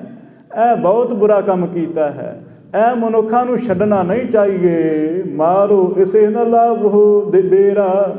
ਵਿੱਚੋਂ ਜਿਹੜੇ ਮੁਖੀਏ ਸਨ ਨਾ ਬਰਾਗੀਆਂ ਦੇ, ਉਦਾਸੀਆਂ ਦੇ, ਕਹਿਣ ਲੱਗੇ ਮਾਰੋ ਇਹਨੂੰ, ਹੁਣ ਦੇਰੀ ਨਾ ਲਾਓ ਕੋਈ, ਇਹਨੂੰ ਛੱਡਣਾ ਨਹੀਂ ਚਾਹੀਦਾ ਇਹੋ ਜਿਹੇ ਮਨੁੱਖ ਨੂੰ ਜਿਹਨੇ ਸਾਡੇ ਰੰਗ ਵਿੱਚ ਭੰਗ ਪਾਇਆ ਹੈ। ਅਸੀਂ ਪੂਜਾ ਪਾਠ ਕਰਦੇ ਸਾਂ, ਇਹਨੇ ਆ ਕੇ ਖੋਟਾ ਕਰਮ ਕਰ ਦਿੱਤਾ ਹੈ, ਦੇਰੀ ਨਾ ਲਗਾਓ, ਮਾਰ ਦਿਓ ਇਹਨੂੰ ਹੁਣੇ ਇਸੇ ਵਕਤ। ਅਸ ਕੁਕਾਜੂ ਕੋ ਕਰੈ ਨ ਫੇਰਾ। ਕਹਿਣ ਲੱਗੇ ਵੀ ਜੇ ਇਹਨੂੰ ਅੱਜ ਛੱਡ ਦਿੱਤਾ, ਕੱਲ੍ਹ ਨੂੰ ਹੋਰ ਆ ਕੇ ਲੋਕ ਆ ਕੇ ਸ਼ਰਾਬਾਂ ਇੱਥੇ ਪੀਆ ਕਰਨਗੇ, ਕੱਲ੍ਹ ਨੂੰ ਹੋਰ ਇੱਥੇ ਆਣ ਕੇ ਬੱਕਰੇ ਸ਼ੱਕਰੇ ਵੱਢਿਆ ਕਰਨਗੇ, ਇਹ ਤਾਂ ਰੋਜ਼ ਦਾ ਖੇਡ ਬਣ ਜਾਊਗੀ। ਇਹਨੂੰ ਛੱਡੋ ਨਾ ਹੁਣ, ਅੱਗੇ ਵਾਸਤੇ ਕਈਆਂ ਦੇ ਕੰਨ ਹੋ ਜਾਣਗੇ ਬਈ ਇੱਥੇ ਜਦੋਂ ਸੂਰਜ ਗ੍ਰਹਿਣ ਹੁੰਦਾ ਹੈ ਅਤੇ ਕੋਈ ਇੱਥੇ ਆਣ ਕੇ ਬੁਰਾ ਕੰਮ ਨਾ ਕਰੇ, ਇਸ ਵਾਸਤੇ ਇਹਨੂੰ ਮਾਰ ਦਿਓ। ਸਾਰਿਆਂ ਨੇ ਇਹ ਰਾਏ ਬਣਾਈ ਹੈ ਕਿ ਇਹ ਜਿਹੜਾ ਨਾਨਕ ਹੈ ਇਹਨੂੰ ਮਾਰੋ ਹੁਣ ਇੱਥੇ। ਧਰਮ ਰੀਤ ਇਨ ਦੀਨ ਬਿਗਾਰੀ, ਇਹਨੇ ਸਾਰੀ ਧਰਮ ਦੀ ਰੀਤੀ ਵਿਗਾੜ ਦਿੱਤੀ ਹੈ। ਕਿੱਥੇ ਅਸੀਂ ਪਰਮਾਤਮਾ ਦੇ ਗੁਣ ਗਾ ਰਹੇ ਸਾਂ, ਉੱਚੀ ਉੱਚੀ ਵੇਦਾਂ ਦੀਆਂ ਸ਼ਰੂਤੀਆਂ ਪੜ੍ਹਦੇ ਪਏ ਸਾਂ, ਇਹ ਕਿੱਥੇ ਅਸੀਂ ਚਰਚਾ ਕਰਦੇ ਪਏ ਸਾਂ, ਅਤੇ ਇਹ ਇਹਨੇ ਸਾਰਾ ਹੀ ਸਾਡਾ ਧਰਮ ਦਾ ਖਿਲਵਾੜ ਕਰ ਦਿੱਤਾ ਹੈ। ਸਾਨੂੰ ਸਮਝਿਆ ਕੁਛ ਨਾ ਇਹਨੇ। ਇਹੋ ਜਿਹੇ ਬੰਦਿਆਂ ਦਾ ਜਿਉਣ ਦਾ ਅਧਿਕਾਰ ਨਹੀਂ ਹੈ ਕੋਈ। ਪਰ ਕੀ ਜਾਣਦੇ ਹੈ ਵੀ ਜਿਸ ਪਰਮਾਤਮਾ ਨੂੰ ਤੁਸੀਂ ਖੁਸ਼ ਕਰਨ ਵਾਸਤੇ ਯਤਨ ਪਏ ਕਰਦੇ ਹੋ, ਇਹ ਪਰਮਾਤਮਾ ਤੁਹਾਡੇ ਸਾਹਮਣੇ ਖੜਾ ਹੈ, ਪਰ ਕੌਣ ਸਮਝਦਾ ਹੈ? ਅਗਿਆਨਤਾ ਨਹੀਂ ਦਿਸਦੀ ਹੈ। ਅਗਿਆਨਤਾ ਤਾਂ ਹਮੇਸ਼ਾ ਬੰਦਾ ਸੋਚਦਾ ਮੈਂ ਗਿਆਨੀ ਹਾਂ, ਮੈਂ ਸਮਝਦਾਰ ਹਾਂ। ਇਹ ਬੰਦੇ ਸਾਰੇ ਆਪਣੇ ਆਪ ਨੂੰ ਸੋਚਦੇ ਅਸੀਂ ਬੜੇ ਮਹਾਨ ਪੰਡਿਤ ਹਾਂ, ਵਿਦਵਾਨ ਹਾਂ। ਇਹ ਤਾਂ ਮਨਮੁਖ ਆ ਗਿਆ ਹੈ, ਪਰ ਨਹੀਂ ਜਾਣਦੇ ਸਤਿਗੁਰਾਂ ਨੂੰ। ਅਗਨਾ ਹੋਤ ਅਸਨ ਕੋ ਮਾਰੀ। ਅਤੇ ਕਈ ਕਹਿਣ ਲੱਗੇ ਵੀ ਇਹੋ ਜਿਹਾ ਮਾਰਿਆ ਨੂੰ ਪਾਪ ਨਹੀਂ ਲੱਗਦਾ, ਵੀ ਜੇ ਇਹੋ ਜਿਹੇ ਦੁਸ਼ਟਾਂ ਨੂੰ ਮਾਰ ਦਈਏ ਅਤੇ ਕੋਈ ਪਾਪ ਨਹੀਂ ਲੱਗਦਾ। ਇਹ ਮਨੁੱਖਾਂ ਦਾ ਕਈਆਂ ਦਾ ਖਿਆਲ ਦੋਹਰਾ। ਗੁਰੂ ਕਹਿ ਬਲ ਕਰਹੁ ਜੇ ਹਤਨ ਬਿਖੈ ਹਤ ਹੋਏ। ਅਤੇ ਗੁਰੂ ਵੀ ਫਿਰ ਅੰਤਰਜਾਮੀ ਆ, ਸਰਬੱਗ ਹੈ, ਸਰਬ ਕਲਾ ਸਮਰੱਥ ਹੈ। ਗੁਰੂ ਕਹਿਣ ਲੱਗੇ ਮਾਰ ਲਓ ਜੇ ਮੈਂ ਮਰਦਾ ਹਾਂ। ਫਿਰ ਕਹਿਣ ਲੱਗੇ ਵੀ ਜੇ ਮੇਰੇ ਮਾਰਿਆਂ ਕੁਝ ਤੁਹਾਡਾ ਭਲਾ ਹੁੰਦਾ ਹੈ ਨਾ, ਤਾਂ ਮੈਨੂੰ ਹੁਣੇ ਮਾਰ ਦਿਓ। ਇਹ ਸਤਿਗੁਰੂ ਕਹਿਣ ਲੱਗੇ ਵੀ ਅਸੀਂ ਮੌਤ ਤੋਂ ਨਹੀਂ ਡਰਦੇ ਹਾਂ। ਜੇ ਮੌਤ ਤੋਂ ਡਰਦੇ ਹੁੰਦੇ ਅਤੇ ਨਨਕਾਣੇ ਸਾਹਿਬ ਤੋਂ ਤਲਵੰਡੀ ਤੋਂ ਕਦੇ ਨਾ ਚੱਲਦੇ, ਫਿਰ ਤਾਂ ਅਸੀਂ ਘਰੋਂ ਪੈਰ ਵੀ ਨਾ ਚੁੱਕਦੇ।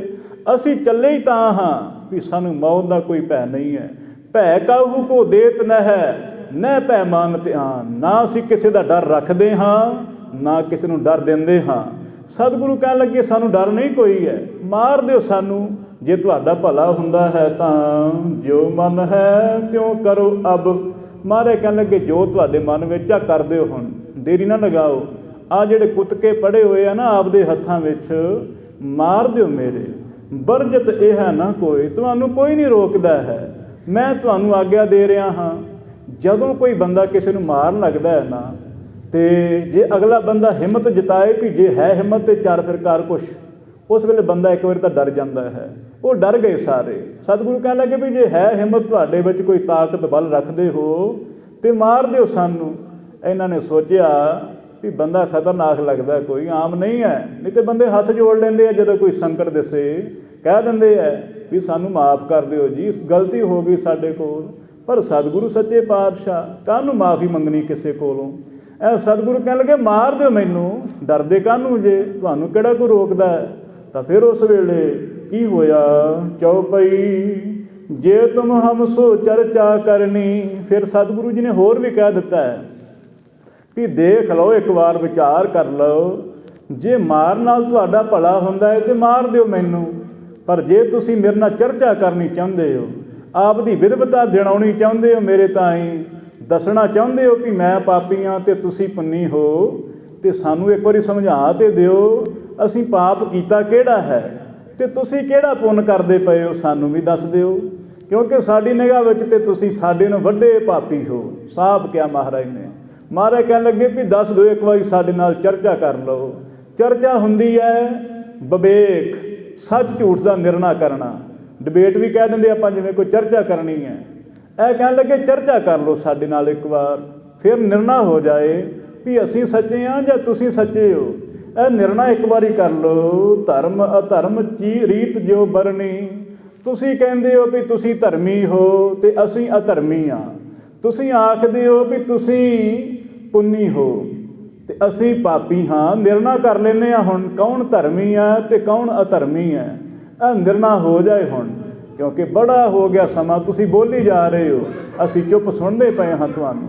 ਹੁਣ ਸਤਿਗੁਰੂ ਆ ਗਏ ਆਪਣੇ ਜੋਸ਼ ਵਿੱਚ, ਕਹਿਣ ਲੱਗੇ ਵੀ ਬੋਲੋ ਹੁਣ, ਤੁਸੀਂ ਦੱਸੋ ਤੁਸੀਂ ਕਿਵੇਂ ਸਿੱਟਾ ਕੱਢਦੇ ਹੋ ਵੀ ਅਸੀਂ ਅਧਰਮੀ ਹਾਂ। ਨਿਰਣਾ ਕਰਕੇ ਸਮਝਾ ਦਿਓ ਸਾਨੂੰ ਵੀ। ਤੋ ਪੰਡਿਤ ਸਭ ਮਿਲ ਸੰਨਿਆਸੀ। ਜਿੰਨੇ ਹੁਣ ਸੰਨਿਆਸੀ ਹੈ, ਪੰਡਿਤ ਲੋਕ ਹੈ, ਸਾਰੇ ਆਏ ਕਰੋ ਚਰਚਾ ਹਮ ਪਾਸੀ। ਸਾਰੇ ਕਹਿਣ ਲੱਗੇ ਮਹਾਰਾਜ ਵੀ ਤੁਸੀਂ ਸਾਰੇ ਆ ਜਾਓ, ਇਹ ਨਾ ਸੋਚਿਓ ਵੀ ਕੋਈ ਰਹਿ ਗਿਆ ਹੈ, ਆਖੇ ਮੇਰੀ ਵਾਰੀ ਨਾ ਆਈ, ਮੈਂ ਹਰਾ ਦੇਣਾ ਸੀ ਇਸ ਨੂੰ, ਮੈਨੂੰ ਮੌਕਾ ਹੀ ਨਾ ਮਿਲਿਆ। ਮਹਾਰਾਜ ਕਹਿਣ ਲੱਗੇ ਵੀ ਸਾਰੇ ਆ ਜਾਓ, ਇੱਕ ਤੋਂ ਇੱਕ ਜਿਹੜੇ ਵਿਦਵਾਨ ਪੰਡਿਤ ਹੋ ਨਾ ਤੁਸੀਂ ਕੋਈ ਵੀ ਸਮਾਂ ਨਾ ਇਹ ਸੋਚੋ ਵੀ ਸਾਨੂੰ ਸਮਾਂ ਨਾ ਮਿਲਿਆ। ਸਾਰੇ ਆ ਕੇ ਇੱਕੋ ਵਾਰੀ ਮੇਰੇ ਨਾਲ ਚਰਚਾ ਕਰ ਲਓ। ਆਹ ਜ਼ਿਆਦਾਤਰ ਦੇਖਿਆ ਜਾਂਦਾ ਹੈ, ਜਿੱਥੇ ਇੱਕ ਬੰਦਾ ਗੱਲ ਕਰਦਾ ਹੋਏ ਦੋ ਬੰਦਿਆਂ ਨੂੰ ਝੂਠੇ ਪਾ ਦਿੰਦੇ ਹੈ, ਕਿਉਂਕਿ ਦੋ ਬੰਦਿਆਂ ਦੀ ਗਿਣਤੀ ਵੱਧ ਹੁੰਦੀ ਹੈ, ਉਹਨੂੰ ਵਾਰੇ ਨਹੀਂ ਆਉਣ ਦਿੰਦੇ ਹੈ। ਅਤੇ ਦੇਖੋ ਸਤਿਗੁਰੂ ਇਕੱਲੇ ਹੈ, ਉਹਨਾਂ ਦੀਆਂ ਗਿਣਤੀਆਂ ਬੜੀਆਂ ਨੇ, ਉਹਨਾਂ ਦੇ 6 ਫਿਰਕੇ ਹੈ, ਫਿਰ ਉਹਨਾਂ ਵਿੱਚੋਂ ਵੱਖ ਵੱਖ ਆਸ਼ਰਮ ਵੀ ਨੇ, ਗ੍ਰਸਤੀ ਆ, ਕੋਈ ਸੰਨਿਆਸੀ ਆ, ਵਾਨਪ੍ਰਸਤੀ, ਬ੍ਰਹਮਚਾਰੀ, ਇਹ ਸਾਰੇ ਆਪਣੇ ਆਪ ਵਿੱਚ ਬੜੇ ਧੁਰੰਦਰ ਨੇ। ਪਰ ਸਤਿਗੁਰੂ ਇਕੱਲੇ ਉਹਨਾਂ ਨੂੰ ਚੁਣੌਤੀ ਦੇ ਰਹੇ ਵੀ ਆ ਜਾਓ ਸਾਰੇ ਮੈਦਾਨ ਵਿੱਚ, ਕਰ ਲਓ ਚਰਚਾ। ਹੁਣ ਤਾਂ ਸਤਿਗੁਰੂ ਸੱਚੇ ਪਾਤਸ਼ਾਹ ਨੇ ਕਹਿ ਦਿੱਤਾ ਹੈ, ਪਰ ਹੁਣ ਆਵੇ ਕਿਹੜਾ, ਕਿਉਂਕਿ ਸਤਿਗੁਰਾਂ ਦਾ ਮੁਕਾਬਲਾ ਕਿਹੜਾ ਕਰੇ ਹੁਣ ਆ ਕੇ। ਜਦੋਂ ਸਤਿਗੁਰੂ ਜੀ ਨੇ ਕਿਹਾ ਤਾਂ ਸੁਣੇ ਸਧੀਰਜ ਬਚਨਾ ਜਬ ਹੀ। ਸਤਿਗੁਰਾਂ ਦੇ ਪ੍ਰੇਮ ਵਾਲੇ ਬਚਨ ਸੁਣੇ ਆ ਨਾ, ਬੜੇ ਹੌਸਲੇ ਵਾਲੇ ਅਤੇ ਬੜੇ ਹੀ ਬਲ ਵਾਲੇ ਬਚਨ, ਕਿਉਂਕਿ ਡਰ ਨਹੀਂ ਹੈ ਸਤਿਗੁਰਾਂ ਦੇ ਬਚਨਾਂ ਵਿੱਚ। ਆਮ ਬੰਦੇ ਦੀ ਜ਼ੁਬਾਨ ਕੰਬਦੀ ਹੁੰਦੀ ਹੈ, ਬੰਦਾ ਡਰਦਾ ਹੋਏ ਉਹਦੀ ਜ਼ੁਬਾਨ ਕੰਬਦੀ ਹੈ, ਜ਼ੁਬਾਨ ਲੜਖੜਾਉਂਦੀ ਹੈ। ਪਰ ਸਤਿਗੁਰਾਂ ਦੀ ਜਿਹੜੀ ਆਵਾਜ਼ ਹੈ ਇਹ ਤਾਂ ਧਾਰਾਵਤ ਵਗਦੀ ਪਈ ਹੈ, ਜਿਵੇਂ ਨਹਿਰ ਵਗਦੀ ਹੈ ਨਾ, ਇੱਦਾਂ ਜਿਵੇਂ ਝਰਨਾ ਵਗਦਾ ਹੋਏ, ਇਉਂ ਸਤਿਗੁਰਾਂ ਦੀ ਜਿਹੜੀ ਬਾਣੀ ਹੈ ਅੰਮ੍ਰਿਤਮਈ ਸੁਣ ਸੁਣ ਕੇ ਅਤੇ ਉਹ ਨਿਹਾਲ ਹੁੰਦੇ ਜਾ ਰਹੇ ਨੇ। ਸਤਿਗੁਰਾਂ ਦੀ ਧੀਰਜ ਰੂਪੀ ਬਾਣੀ ਸੁਣ ਕੇ ਤਾਂ ਮਿਲ ਆਏ ਪੰਡਿਤ ਜੇ ਸਭ ਹੀ। ਸਾਰੇ ਪੰਡਿਤ ਮਿਲ ਕੇ ਆ ਗਏ। ਵਿਦਿਆਵਾਨ ਹੁੱਤੇ ਸੰਨਿਆਸੀ, ਬੜੇ ਵਿਦਵਾਨ ਸੰਨਿਆਸੀ ਸਾਰੇ। ਅਪਰ ਲੋਕ ਆਏ ਬਹੁਪਾਸੀ, ਅਤੇ ਵਿੱਚੋਂ ਲੋਕ ਤਮਾਸ਼ਗਰੀ ਵੀ ਆ ਗਏ, ਜਿਹੜੇ ਤਮਾਸ਼ਾ ਦੇਖਣਾ ਚਾਹੁੰਦੇ ਆ ਵੀ ਦੇਖਦੇ ਹਾਂ ਕਿਹੜਾ ਝੂਠਾ ਪੈਂਦਾ ਹੈ, ਕਿਹੜਾ ਸੱਚਾ ਹੁੰਦਾ ਹੈ। ਲੋਕਾਂ ਨੇ ਆ ਕੇ ਭੀੜ ਲਗਾ ਲਈ ਹੈ। ਇੱਕ ਬੰਨੇ ਸਤਿਗੁਰੂ ਬੈਠੇ ਆ, ਦੂਸਰੇ ਬੰਨੇ ਉਹਨਾਂ ਦਾ ਪੂਰਾ ਫਿਰਕਾ ਬੈਠਾ ਹੋਇਆ ਹੈ। ਆਹ ਸਾਰੇ ਹਿੰਦੂ ਲੋਕ ਜਿੰਨੇ ਹੈ, ਇਹ ਸਾਰੇ ਬੜੇ ਵੇਦ ਪਾਠੀ ਧੁਰੰਦਰ ਗਿਆਨੀ ਸਾਰੇ ਆ ਕੇ ਬੈਠ ਗਏ। ਇੱਕ ਨਾਨੂ ਸੋ ਪੰਡਿਤ ਭਾਰੀ। ਇੱਕ ਸਾਧ ਸੰਗਤ ਜੀ ਨਾਨੂ ਨਾਮ ਦਾ ਪੰਡਿਤ ਸੀ, ਉਹਦਾ ਨਾਮ ਨਾਨੂ ਸੀ ਅਤੇ ਬਹੁਤ ਵੱਡਾ ਪੰਡਿਤ ਸੀ। ਉਹ ਬਹੁਤ ਪੜ੍ਹਿਆ ਲਿਖਿਆ ਵਿਦਵਾਨ, ਕੀਨ ਦਿਗ ਵਿਜੈ ਜਗਤ ਮਝਾਰੀ, ਅਤੇ ਉਹਨੇ ਚਾਰੇ ਦਿਸ਼ਾਵਾਂ ਨੂੰ ਜਿੱਤਿਆ ਹੋਇਆ ਸੀ। ਚਾਰੇ ਦਿਸ਼ਾਵਾਂ ਨੂੰ, ਪੂਰਬ ਪੱਛਮ ਉੱਤਰ ਦੱਖਣ, ਸਾਰੇ ਬੰਨੇ ਉਹ ਕਿਸੇ ਨੂੰ ਟਿਕਣ ਨਹੀਂ ਸੀ ਦਿੰਦਾ। ਪੁਰਾਣੀ ਰਹੁ ਰੀਤੀ ਸੀ ਵੀ ਜਦੋਂ ਕੋਈ ਵਿਦਵਾਨ ਨਾਲ ਚਰਚਾ ਕਰਦਾ ਅਤੇ ਜਿਹੜਾ ਹਾਰ ਜਾਂਦਾ ਸੀ ਨਾ, ਉਹਨੂੰ ਫਿਰ ਆਪਦੇ ਸਾਰੇ ਗ੍ਰੰਥ ਦੇਣੇ ਪੈਂਦੇ ਸੀ। जिन्ने उहदे कोल ग्रंथ सी लिखे हुए, कुछ कविता आप लिखियां होईयां, छंद लिखे हुए, वो सारे देने पै जाते सी। उन्हें सारिਆਂ ਨੂੰ ਟਿਕਣ नहीं सी दिता। नानू पंडित ने सारे ਉਹਦੇ ਅੱਗੇ ਟਿਕਦਾ ਕੋਈ नहीं सी, हार जाते सी, क्योंकि पढ़िया लिखा मनुख अक्सर जेती जाता है। उन्हें सारिਆਂ ਨੂੰ जित्या होया सी। वो भी विच ही उन्हां सारिਆਂ पंडितां दे विच नानू पंडित पढ़िओ भविखत जो पुराना। ਉਹਨੇ किधरे ਬਿਆਸ ਲਿਖੀ ਦਾ ਭਵਿੱਖਤ ਪ੍ਰਾਣ ਪੜ੍ਹਿਆ ਹੋਇਆ ਸੀ। ਭਵਿੱਖਤ ਪ੍ਰਾਣ ਜਿਹੜਾ ਆਉਣ ਵਾਲੇ ਸਮੇਂ ਦਾ ਪ੍ਰਾਣ ਹੈ। ਬਿਆਸ ਲਿਖੀ ਨੇ ਜਿਸ ਵੇਲੇ ਪ੍ਰਾਣ ਲਿਖਿਆ ਨਾ, ਇੱਕ ਭਵਿੱਖਤ ਪ੍ਰਾਣ ਲਿਖਿਆ ਸੀ। ਉਹਦੇ ਵਿੱਚ ਜਿਹ ਮੈਂ ਸ਼੍ਰੀ ਗੁਰ ਸੁਜਸ ਮਹਾਨਾ, ਜਿਸ ਭਵਿੱਖਕ ਪ੍ਰਾਣ ਵਿੱਚ ਉਹਨੇ ਲਿਖਿਆ ਸੀ ਕਿ ਕਲਯੁਗ ਦੇ ਵਿੱਚ ਸਤਿਗੁਰੂ ਨਾਨਕ ਦੇਵ ਜੀ ਆਉਣਗੇ ਤੇ ਜੀਵਾਂ ਦਾ ਉਧਾਰ ਕਰਨਗੇ। ਇਹ ਭਵਿੱਖਕ ਪ੍ਰਾਣ ਦੇ ਬਚਨ ਇਹ ਨਾਨੂ ਪੰਡਿਤ ਨੇ ਪੜ੍ਹੇ ਸੀ ਬੜੇ ਭਲੀ ਭਾਂਤ, ਕਿਉਂਕਿ ਵਿਦਵਾਨ ਸੀ। ਅਕਸਰ ਵਿਦਵਾਨ ਕਿਤਾਬਾਂ ਫਰੋਲਦੇ ਰਹਿੰਦੇ ਆ, ਕੁਛ ਨਾ ਕੁਛ ਪੜ੍ਹਦੇ ਰਹਿੰਦੇ ਆ। ਇਹਨੇ ਸਾਰੇ ਪੁਰਾਣਾਂ ਨੂੰ ਫਰੋਲਿਆ ਸੀ। ਇਹਦੇ ਹੱਥ ਇਹ ਗੱਲ ਲੱਗ ਗਈ ਕਿ ਅਖੇ ਕਲਯੁਗ ਦੇ ਵਿੱਚ ਗੁਰੂ ਨਾਨਕ ਦੇਵ ਜੀ ਆਵਣਗੇ। ਇਹਨੇ ਜਦੋਂ ਪੜ੍ਹਿਆ ਤਾਂ ਆਪਨ ਆਪ ਕੋ ਸੋ ਲਖ ਪਾਵਾ, ਤੇ ਹੁਣ ਮਨ ਵਿੱਚ ਆ ਗਿਆ ਹੈ ਕਿ ਮੇਰਾ ਨਾਂ ਨਾਨੂ ਹੈ, ਕਿਤੇ ਇਹ ਨਾ ਹੋਏ ਮੈਂ ਉਹ ਨਾਨਕ ਹੋਵਾਂ, ਮੈਨੂੰ ਪਤਾ ਹੀ ਨਾ ਲੱਗਾ ਹੋਏ। ਇਹ ਮਨ ਵਿੱਚ ਉਹਦੇ ਆ ਗਿਆ ਹੈ। ਨਾਮ ਨਾਨੂ ਹੈ ਤੇ ਸੋਚਦਾ ਮੈਂ ਉਹ ਨਾਨਕ ਹਾਂ। ਇਹਨੇ ਨਾਮ ਨਾਨਕ ਰਖਾ ਲਿਆ ਹੈ, ਆਪੇ ਹੀ ਖੁਦ ਮੁਹਾਰੇ ਨਾਨਕ ਨਾਮ ਰਖਾ ਕੇ ਤੇ ਲੋਕਾਂ ਨੂੰ ਕਹਿਣ ਲੱਗ ਪਿਆ ਆਖੇ ਮੈਂ ਹੋਈ ਅਵਤਾਰ ਹਾਂ ਕਲਯੁਗ ਦਾ।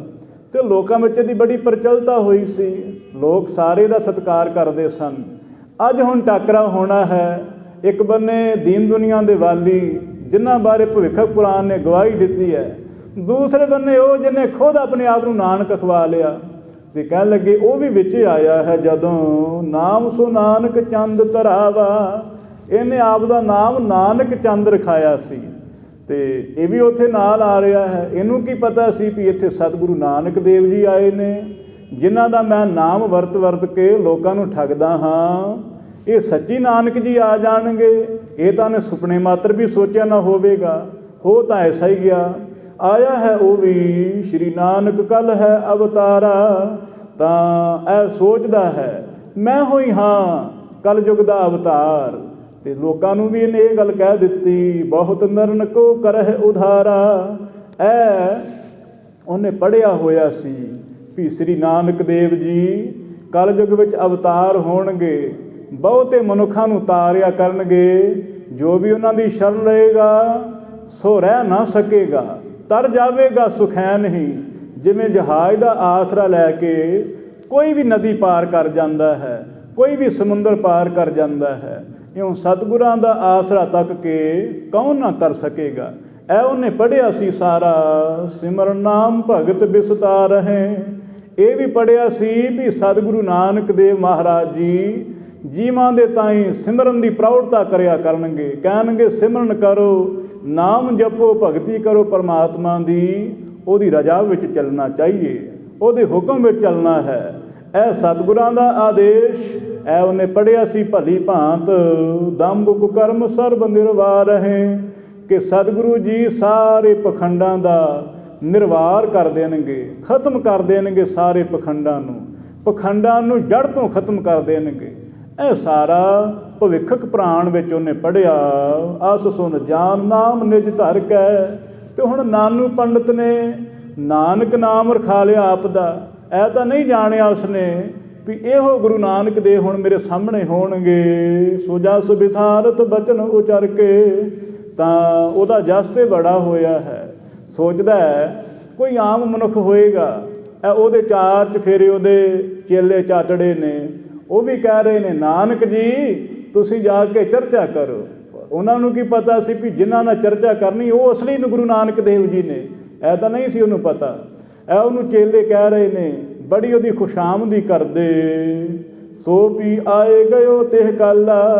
ਫਿਰ ਉਹ ਵੀ ਆ ਗਿਆ ਹੈ, ਬੜਾ ਖੁਸ਼ ਹੈ। ਉਹਦੇ ਟਿੱਕੇ ਲੱਗੇ ਹੋਏ ਨੇ, ਤਿਲਕ ਲੱਗਾ ਹੋਇਆ, ਚੋਟੀ ਰੱਖੀ ਹੋਈ ਹੈ ਕਿਉਂਕਿ ਪੰਡਿਤ ਰੋਕ ਹੈ।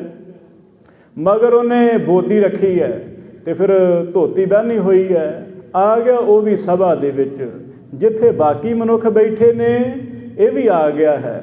ਤੇ ਬੜੇ ਮਾਣ ਵਿੱਚ ਅਭਿਮਾਨਤਾ ਨਾਲ ਇਹ ਵੀ ਉੱਥੇ ਬੈਠ ਗਿਆ ਜਦੋਂ ਭਾਈ ਪੀਰ ਇਹ ਥਾਨ ਵਿਸਾਲਾ। ਬੜੀ ਭੀੜ ਪਈ ਹੋਈ ਆ। ਹੁਣ ਲੋਕਾਂ ਨੇ ਤਾਂ ਇਹ ਲੋਕੀ ਕਦਮ ਆਪਦੇ ਪੱਬ ਚੁੱਕ ਚੁੱਕ ਕੇ ਦੇਖਦੇ ਵੀ ਹੋ ਕੀ ਰਿਹਾ ਹੈ। ਆ ਤੁਸੀਂ ਦੇਖਿਆ ਨਾ ਕਿਤੇ ਕੁਸ਼ਤੀ ਹੁੰਦੀ ਹੋਏ, ਕਬੱਡੀ ਹੁੰਦੀ ਹੋਏ, ਆ ਕਿਵੇਂ ਭੀੜ ਲੱਗ ਜਾਂਦੀ ਹੈ ਚਾਰ ਚੁਫੇਰੇ। ਤਾਂ ਹੁਣ ਥੋੜ੍ਹੀ ਜਿਹੀ ਜਗ੍ਹਾ ਵਿੱਚ ਸਤਿਗੁਰੂ ਬੈਠੇ ਨੇ, ਇੱਧਰ ਉਹ ਦੂਸਰੇ ਬੈਠੇ ਨੇ, ਬਾਕੀ ਲੋਕਾਂ ਨੇ ਭੀੜ ਪਾਈ ਹੋਈ ਵੀ ਹੋ ਕੀ ਰਿਹਾ ਹੈ। ਲੋਕੀ ਬਹੁਤ ਜ਼ਿਆਦਾ ਇੱਕ ਪਿੱਛੇ ਪਿੱਛੇ ਹੋ ਕੇ ਦੇਖਦੇ ਪਏ ਹਨ। ਕੋ ਆਮਿਖ ਹੈ ਮੱਧੇ ਤੁਮਾਰੇ। ਤਾਂ ਸਤਿਗੁਰੂ ਜੀ ਨੇ ਕਿਹਾ ਹੈ ਫਿਰ ਉਸ ਵੇਲੇ ਇਹ ਨਾਨੂ ਪੰਡਤ ਨੂੰ ਆਖਿਆ ਵੀ ਇਹ ਨਾਨੂ ਦੱਸ ਵੀ ਤੇਰੀ ਮਤੇ ਵਿੱਚ ਨਿਗਾਹ ਵਿੱਚ ਮਾਸ ਕੀ ਹੈ? ਤੂੰ ਕੀ ਸੋਚਦਾ ਹੈ ਮਾਸ ਖਾਣਾ ਪਾਪ ਹੈ ਜਾਂ ਪੁੰਨ ਹੈ? ਤੇਰੀ ਨਿਗਾਹ ਵਿੱਚ ਕੀ ਹੈ? ਸਾਨੂੰ ਦੱਸ ਦੇ ਹੁਣ, ਕਿਉਂਕਿ ਹੁਣ ਨਿਰਣਾ ਹੋਣਾ ਚਾਹੀਦਾ ਹੈ। ਇੱਦਾਂ ਗੱਲ ਨਹੀਂ ਖਤਮ ਕਰਨੀ ਆਪਾਂ ਨੇ। ਤੁਸੀਂ ਲੜੀ ਜਾਓਗੇ, ਅਸੀਂ ਚੁੱਪ ਹੋਈ ਰਹਾਂਗੇ, ਇਹਦਾ ਸਿੱਟਾ ਨਹੀਂ ਨਿਕਲੇਗਾ। ਦੱਸ ਦੇ ਹੁਣ ਤੂੰ ਤੇਰੀ ਨਿਗਾਹ ਵਿੱਚ ਮਾਸ ਕੀ ਹੈ? ਤੂੰ ਕਿਹਨੂੰ ਮਾਸ ਸਮਝਦਾ ਹੈ ਅਤੇ ਕਿਹਨੂੰ ਸਾਗ ਸਮਝਦਾ ਹੈ? ਇਹ ਸਾਨੂੰ ਦੱਸ ਦੇ ਹੁਣ ਤਾਂ। ਬ੍ਰਾਹਮਣ ਕੋ ਇਹ ਧਰਮ ਅਲਾਵੈ। ਸਤਿਗੁਰੂ ਜੀ ਕਹਿਣ ਲੱਗੇ ਵੀ ਦੇਖੋ ਭਾਈ, ਬ੍ਰਾਹਮਣਾਂ ਦਾ ਧਰਮ ਕੀ ਹੈ? ਮੈਂ ਤੁਹਾਨੂੰ ਦੱਸਦਾ ਹਾਂ। ਵੇਦ ਪੜ੍ਹੈ ਅਰ ਜਗ ਕਰਾਵੈ। ਬ੍ਰਾਹਮਣ ਦਾ ਧਰਮ ਸੀ ਵੇਦ ਪੜ੍ਹਨਾ, ਜਗ ਕਰਾਉਣਾ, ਦਾਨ ਲੈਣਾ, ਦਾਨ ਕਰਨਾ, ਵਿਦਿਆ ਪੜ੍ਹਨੀ ਪੜ੍ਹਾਵਣੀ। ਇਹ ਬ੍ਰਾਹਮਣ ਦਾ ਕਰਮ ਸੀ। ਕਹਿਣ ਲੱਗੇ ਬ੍ਰਾਹਮਣ ਦਾ ਤਾਂ ਕਰਮ ਹੈ ਸਾਫ਼ ਵੀ ਉਹਨੇ ਪਾਠ ਕਰਨਾ ਹੈ, ਲੋਕਾਂ ਨੂੰ ਸੰਬੋਧਨ ਕਰਨਾ ਹੈ। ਕਬੀਰ ਜੀ ਨੇ ਕਿਹਾ ਨਾ, ਕਬੀਰ ਜੀ ਨੇ ਕਹਿਣ ਲੱਗੇ ਕਹੋ ਕਬੀਰ ਜੋ ਬ੍ਰਹਮ ਵਿਚਾਰੈ ਸੋ ਬ੍ਰਾਹਮਣ ਕਹੀਅਤ ਹੈ ਹਮਾਰਾ। ਜੋ ਬ੍ਰਹਮ ਦੀ ਵਿਚਾਰ ਕਰੇ, ਪਰਮਾਤਮਾ ਦੇ ਪਰਥਾਏ ਕੁਛ ਆਪ ਦੀ ਰਾਏ ਬਿਆਨ ਕਰੇ, ਪਰਮਾਤਮਾ ਦੀ ਚਰਚਾ ਕਰੇ, ਉਹ ਬ੍ਰਾਹਮਣ ਹੈ। ਜਿਹੜਾ ਪਰਮਾਤਮਾ ਦਾ ਸਿਮਰਨ ਕਰਦਾ ਹੈ, ਪਰਮਾਤਮਾ ਦਾ ਚਿੰਤਨ ਕਰਦਾ, ਉਹ ਬ੍ਰਾਹਮਣ ਹੈ। ਕਹਿਣ ਲੱਗੇ ਤੁਸੀਂ ਬ੍ਰਾਹਮਣ ਹੋ, ਦੱਸੋ ਤੁਹਾਡਾ ਤੇ ਧਰਮ ਹੈ ਵਿਦਿਆ ਪੜ੍ਹਨੀ, ਜਗ ਕਰਾਉਣਾ, ਲੰਗਰ ਲਗਾ ਲੈਣੇ। ਹੁਣ ਖੱਤਰੀ ਦਾ ਕਿਹੜਾ ਧਰਮ ਹੈ? ਛਤਰੀ ਦਾ। ਦੱਸਦੇ ਹਾਂ ਛਤਰੀ ਧਰਮ ਯੁੱਧ ਹਿਤ ਧਰਮਾ। ਤਾਂ ਛਤਰੀ ਦਾ ਕੀ ਧਰਮ ਹੁੰਦਾ ਹੈ? ਯੁੱਧ ਕਰਨਾ, ਤਲਵਾਰ ਪਕੜ ਕੇ ਦੇਸ਼ ਦੀ ਰੱਖਿਆ ਹਿੱਤ, ਧਰਮ ਦੀ ਰੱਖਿਆ ਹਿੱਤ ਅਤੇ ਜੀਵਾਂ ਦੀ ਭਲਾਈ ਹਿੱਤ ਜੂਝ ਜਾਣਾ, ਸ਼ਹੀਦ ਹੋ ਜਾਣਾ ਜਾਂ ਦੁਸ਼ਮਣ ਨੂੰ ਮਾਰ ਦੇਣਾ। ਇਹ ਖੱਤਰੀ ਦਾ ਧਰਮ ਹੈ। ਛਤਰੀ ਦਾ ਧਰਮ ਸੀ ਯੁੱਧ ਕਰਨਾ। ਵੈਸ਼ ਦਾ ਧਰਮ ਕੀ ਸੀ? ਸੌਦਾ ਕਰਨਾ, ਜਿਵੇਂ ਖੇਤੀ ਬੀਜ ਲੈਣੀ, ਵਪਾਰ ਕਰਨਾ। ਇਹ ਖੱਤਰੀ ਦਾ ਵੈਸ਼ ਦਾ ਧਰਮ ਹੁੰਦਾ ਸੀ। ਅਤੇ ਸ਼ੂਦਰ ਦਾ ਧਰਮ ਕੀ ਸੀ? ਸੇਵਾ ਕਰਨੀ, ਤਿੰਨਾਂ ਵਰਨਾਂ ਦੀ ਸੇਵਾ ਕਰਨੀ, ਬ੍ਰਾਹਮਣ ਦੀ, ਖੱਤਰੀ ਦੀ, ਵੈਸ਼ ਦੀ। ਘਰ ਘਰ ਜਾ ਕੇ ਉਹਨਾਂ ਦੇ ਬਰਤਨ ਧੋਣੇ, ਉਹਨਾਂ ਦੀ ਬਹੁਤ ਸੇਵਾ ਕਰਨੀ। ਇਹ ਸ਼ੂਦਰ ਦਾ ਧਰਮ ਸੀ। ਇਹ ਨੀਵੀਂ ਜਾਤੀ ਮੰਨੀ ਗਈ ਸੀ ਸਭਨਾਂ ਨਾਲੋਂ। ਤਾਂ ਕਹਿਣ ਲੱਗੇ ਕਿ ਦੇਖੋ ਛਤਰੀ ਦਾ ਧਰਮ ਹੈ ਯੁੱਧ ਕਰਨਾ, ਅਤੇ ਫਿਰ ਆਮਿਖ ਸੰਗ ਜਗ ਕੋ ਕਰਨਾ। ਅਤੇ ਫਿਰ ਛਤਰੀ ਦਾ ਕਰਮ ਕੀ ਸੀ? ਯੁੱਧ ਕਰਨਾ। ਅਤੇ ਫਿਰ ਆਮਿਖ ਨਾਮ ਹੁੰਦਾ ਮਾਸ, ਮਾਸ ਦਾ ਜਗ ਕਰਨਾ ਹੈ। ਇਹ ਪੁਰਾਣਾਂ ਵਿੱਚ ਲਿਖਿਆ ਹੋਇਆ ਹੈ, ਯੁਜਰ ਵੇਦ ਵਿੱਚ, ਕਿ ਅਸਵਮੇਧ ਜਗ ਕਰਨਾ, ਫਿਰ ਅਜਾਮੇਘ ਜਗ ਕਰਨਾ। ਅਸਵਮੇਧ ਜਗ ਵਿੱਚ ਕੀ ਹੁੰਦਾ ਸੀ? ਘੋੜੇ ਦਾ ਮਿੱਝ ਜਿਹੜਾ ਹੈ ਉਹ ਅੱਗ ਵਿੱਚ ਦੇਣਾ। ਆ ਫਿਰ ਬੱਕਰਿਆਂ ਦਾ ਕਰਨਾ, ਫਿਰ ਗੈਂਡਾ ਮਾਸ, ਗੈਂਡੇ ਦਾ ਕਰਨਾ। ਫਿਰ ਕਹਿਣ ਲੱਗੇ ਵੀ ਦੇਖੋ ਛਤਰੀਆਂ ਦੀ ਰੀਤੀ ਹੈ ਮਾਸ ਦਾ ਜਗ ਕਰਨਾ। ਹਮ ਨਿਜ ਧਰਮ ਵਿਖੇ ਹੈ ਠਾਂਡੇ। ਸਤਿਗੁਰੂ ਕਹਿਣ ਲੱਗੇ ਵੀ ਸਾਡਾ ਤੇ ਧਰਮ ਹੈ ਛਤਰੀ। ਛਤਰੀ ਕੋ ਪੂਤ ਹੋ ਬਾਹਮਣ ਕੋ ਨਹਿ। ਅਸੀਂ ਛਤਰੀ ਹਾਂ ਅਤੇ ਸਾਡਾ ਧਰਮ ਕੀ ਹੈ? ਅਸੀਂ ਚਿੱਤ ਚਾਹੀਏ ਕਿਸੇ ਨੂੰ। ਕਹਿਣ ਲੱਗੇ ਜੇਕਰ ਕੋਈ ਖਰਾਬੀ ਕਰਦਾ ਹੈ, ਜਿਹੜਾ ਕੋਈ ਦੇਸ਼ ਤੇ ਧਰਮ ਦੇ ਵਿਰੁੱਧ ਬੋਲੇ, ਅਸੀਂ ਉਹਨੂੰ ਮਾਰ ਸਕਦੇ ਹਾਂ। ਸਾਡੇ ਕੋਲ ਤਾਂ ਇਹ ਧਰਮ ਦਾ ਇਹ ਨਿਯਮ ਹੈ, ਅਸੀਂ ਤਲਵਾਰ ਉਠਾ ਕੇ ਉਹਨੂੰ ਮਾਰ ਸਕਦੇ ਹਾਂ। ਸਾਡਾ ਤਾਂ ਨਿਯਮ ਹੈ, ਸਾਨੂੰ ਤੁਸੀਂ ਕਹਿ ਨਹੀਂ ਸਕਦੇ ਹੋ ਵੀ ਅਸੀਂ ਕਿਉਂ ਕਿਸੇ ਨੂੰ ਮਾਰਿਆ। ਤਾਂ ਅੱਗੇ ਸੁਣੋ, ਤੁਮਨੈ ਪੇਖਤ ਕਿਉਂ ਰਿਸਤ ਬਾਡੇ। ਅਤੇ ਹੁਣ ਦੱਸ ਦਿਓ ਵੀ ਤੁਸੀਂ ਸਾਨੂੰ ਵੇਖ ਕੇ ਕਿਉਂ ਇੰਨੇ ਗੁੱਸੇ ਵਿੱਚ ਹੋ ਗਏ, ਨਿਰਾਸ਼ ਕਿਉਂ ਹੋ ਗਏ ਸਾਡੇ 'ਤੇ। ਸੁਣ ਕਰ ਬੋਲੇ ਪੰਡਿਤ ਸਭ ਹੀ। ਸੁਣ ਕੇ ਤੇ ਸਾਰੇ ਪੰਡਿਤ ਬੋਲੇ ਨੇ, ਜਿੰਨੇ ਵਿਦਵਾਨ ਨੇ ਸਾਰੇ ਇੱਕੋ ਦਫਾ ਕਹਿਣ ਲੱਗੇ ਖੱਤਰੀ ਨਿਕਟ ਸ਼ਸਤਰ ਹੈ ਸਦ ਹੀ। ਵੀ ਦੇਖੋ ਬ੍ਰਾਹਮਣ ਦੇ ਕੋਲ ਜਨੇਊ ਹੈ, ਫਿਰ ਉਹਦੇ ਟਿੱਕੇ ਲੱਗੇ ਹੋਏ ਨੇ, 12 ਟਿੱਕੇ, 12 ਤਿਲਕ ਉਹਦੇ ਲੱਗੇ ਹੋਏ ਨੇ। ਫਿਰ ਉਹ ਬ੍ਰਾਹਮਣ ਤਾਂ ਵੇਦਾਂ ਦਾ ਪਾਠੀ ਗਿਣਿਆ ਜਾਂਦਾ ਹੈ। ਜੇ ਵੇਦਾਂ ਦਾ ਪਾਠ ਨਹੀਂ ਉਹਨੂੰ ਹੁੰਦਾ, ਬ੍ਰਾਹਮਣ ਨਹੀਂ ਅਖਵਾ ਸਕਦਾ ਹੈ। ਉਹਦੇ ਵਾਸਤੇ ਲਾਜ਼ਮੀ ਹੈ ਉਹ ਸੰਸਕ੍ਰਿਤ ਨੂੰ ਬਹੁਤ ਜਾਣਦਾ ਹੋਏ, ਉਹਦਾ ਸਮਝਦਾ ਹੋਏ। ਫਿਰ ਕਹਿਣ ਲੱਗੇ ਵੀ ਛਤਰੀ ਦਾ ਨਿਯਮ ਹੈ, 8 ਪਹਿਰ ਉਹਦੇ ਗਾਤਰੇ ਕਿਰਪਾਨ ਹੋਏ, ਇਹ ਛਤਰੀ ਦਾ ਨਿਯਮ ਹੈ। ਹੁਣ ਦੱਸ ਦਿਓ ਵੀ ਤੁਸੀਂ ਛਤਰੀ ਕਿਵੇਂ ਹੋ, ਕਿਉਂਕਿ ਤੁਹਾਡੇ ਤਾਂ ਸ਼ਸਤਰ, ਬਿਨਾਂ ਸ਼ਸਤਰ ਕਿਉਂ ਸ਼ਸਤਰੀ ਚੀਨੋ।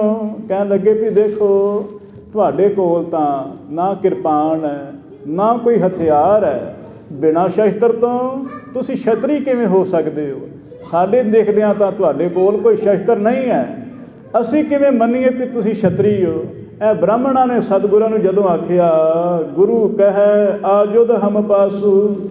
ਸਤਿਗੁਰੂ ਕਹਿਣ ਲੱਗੇ ਵੀ ਦੇਖੋ ਪੰਡਤ ਜੀ, ਸਾਡੇ ਕੋਲ ਸ਼ਸਤਰ ਹੈ, ਤੁਸੀਂ ਇੱਕ ਵਾਰੀ ਦੇਖੋ ਸਾਡੇ ਵੱਲ।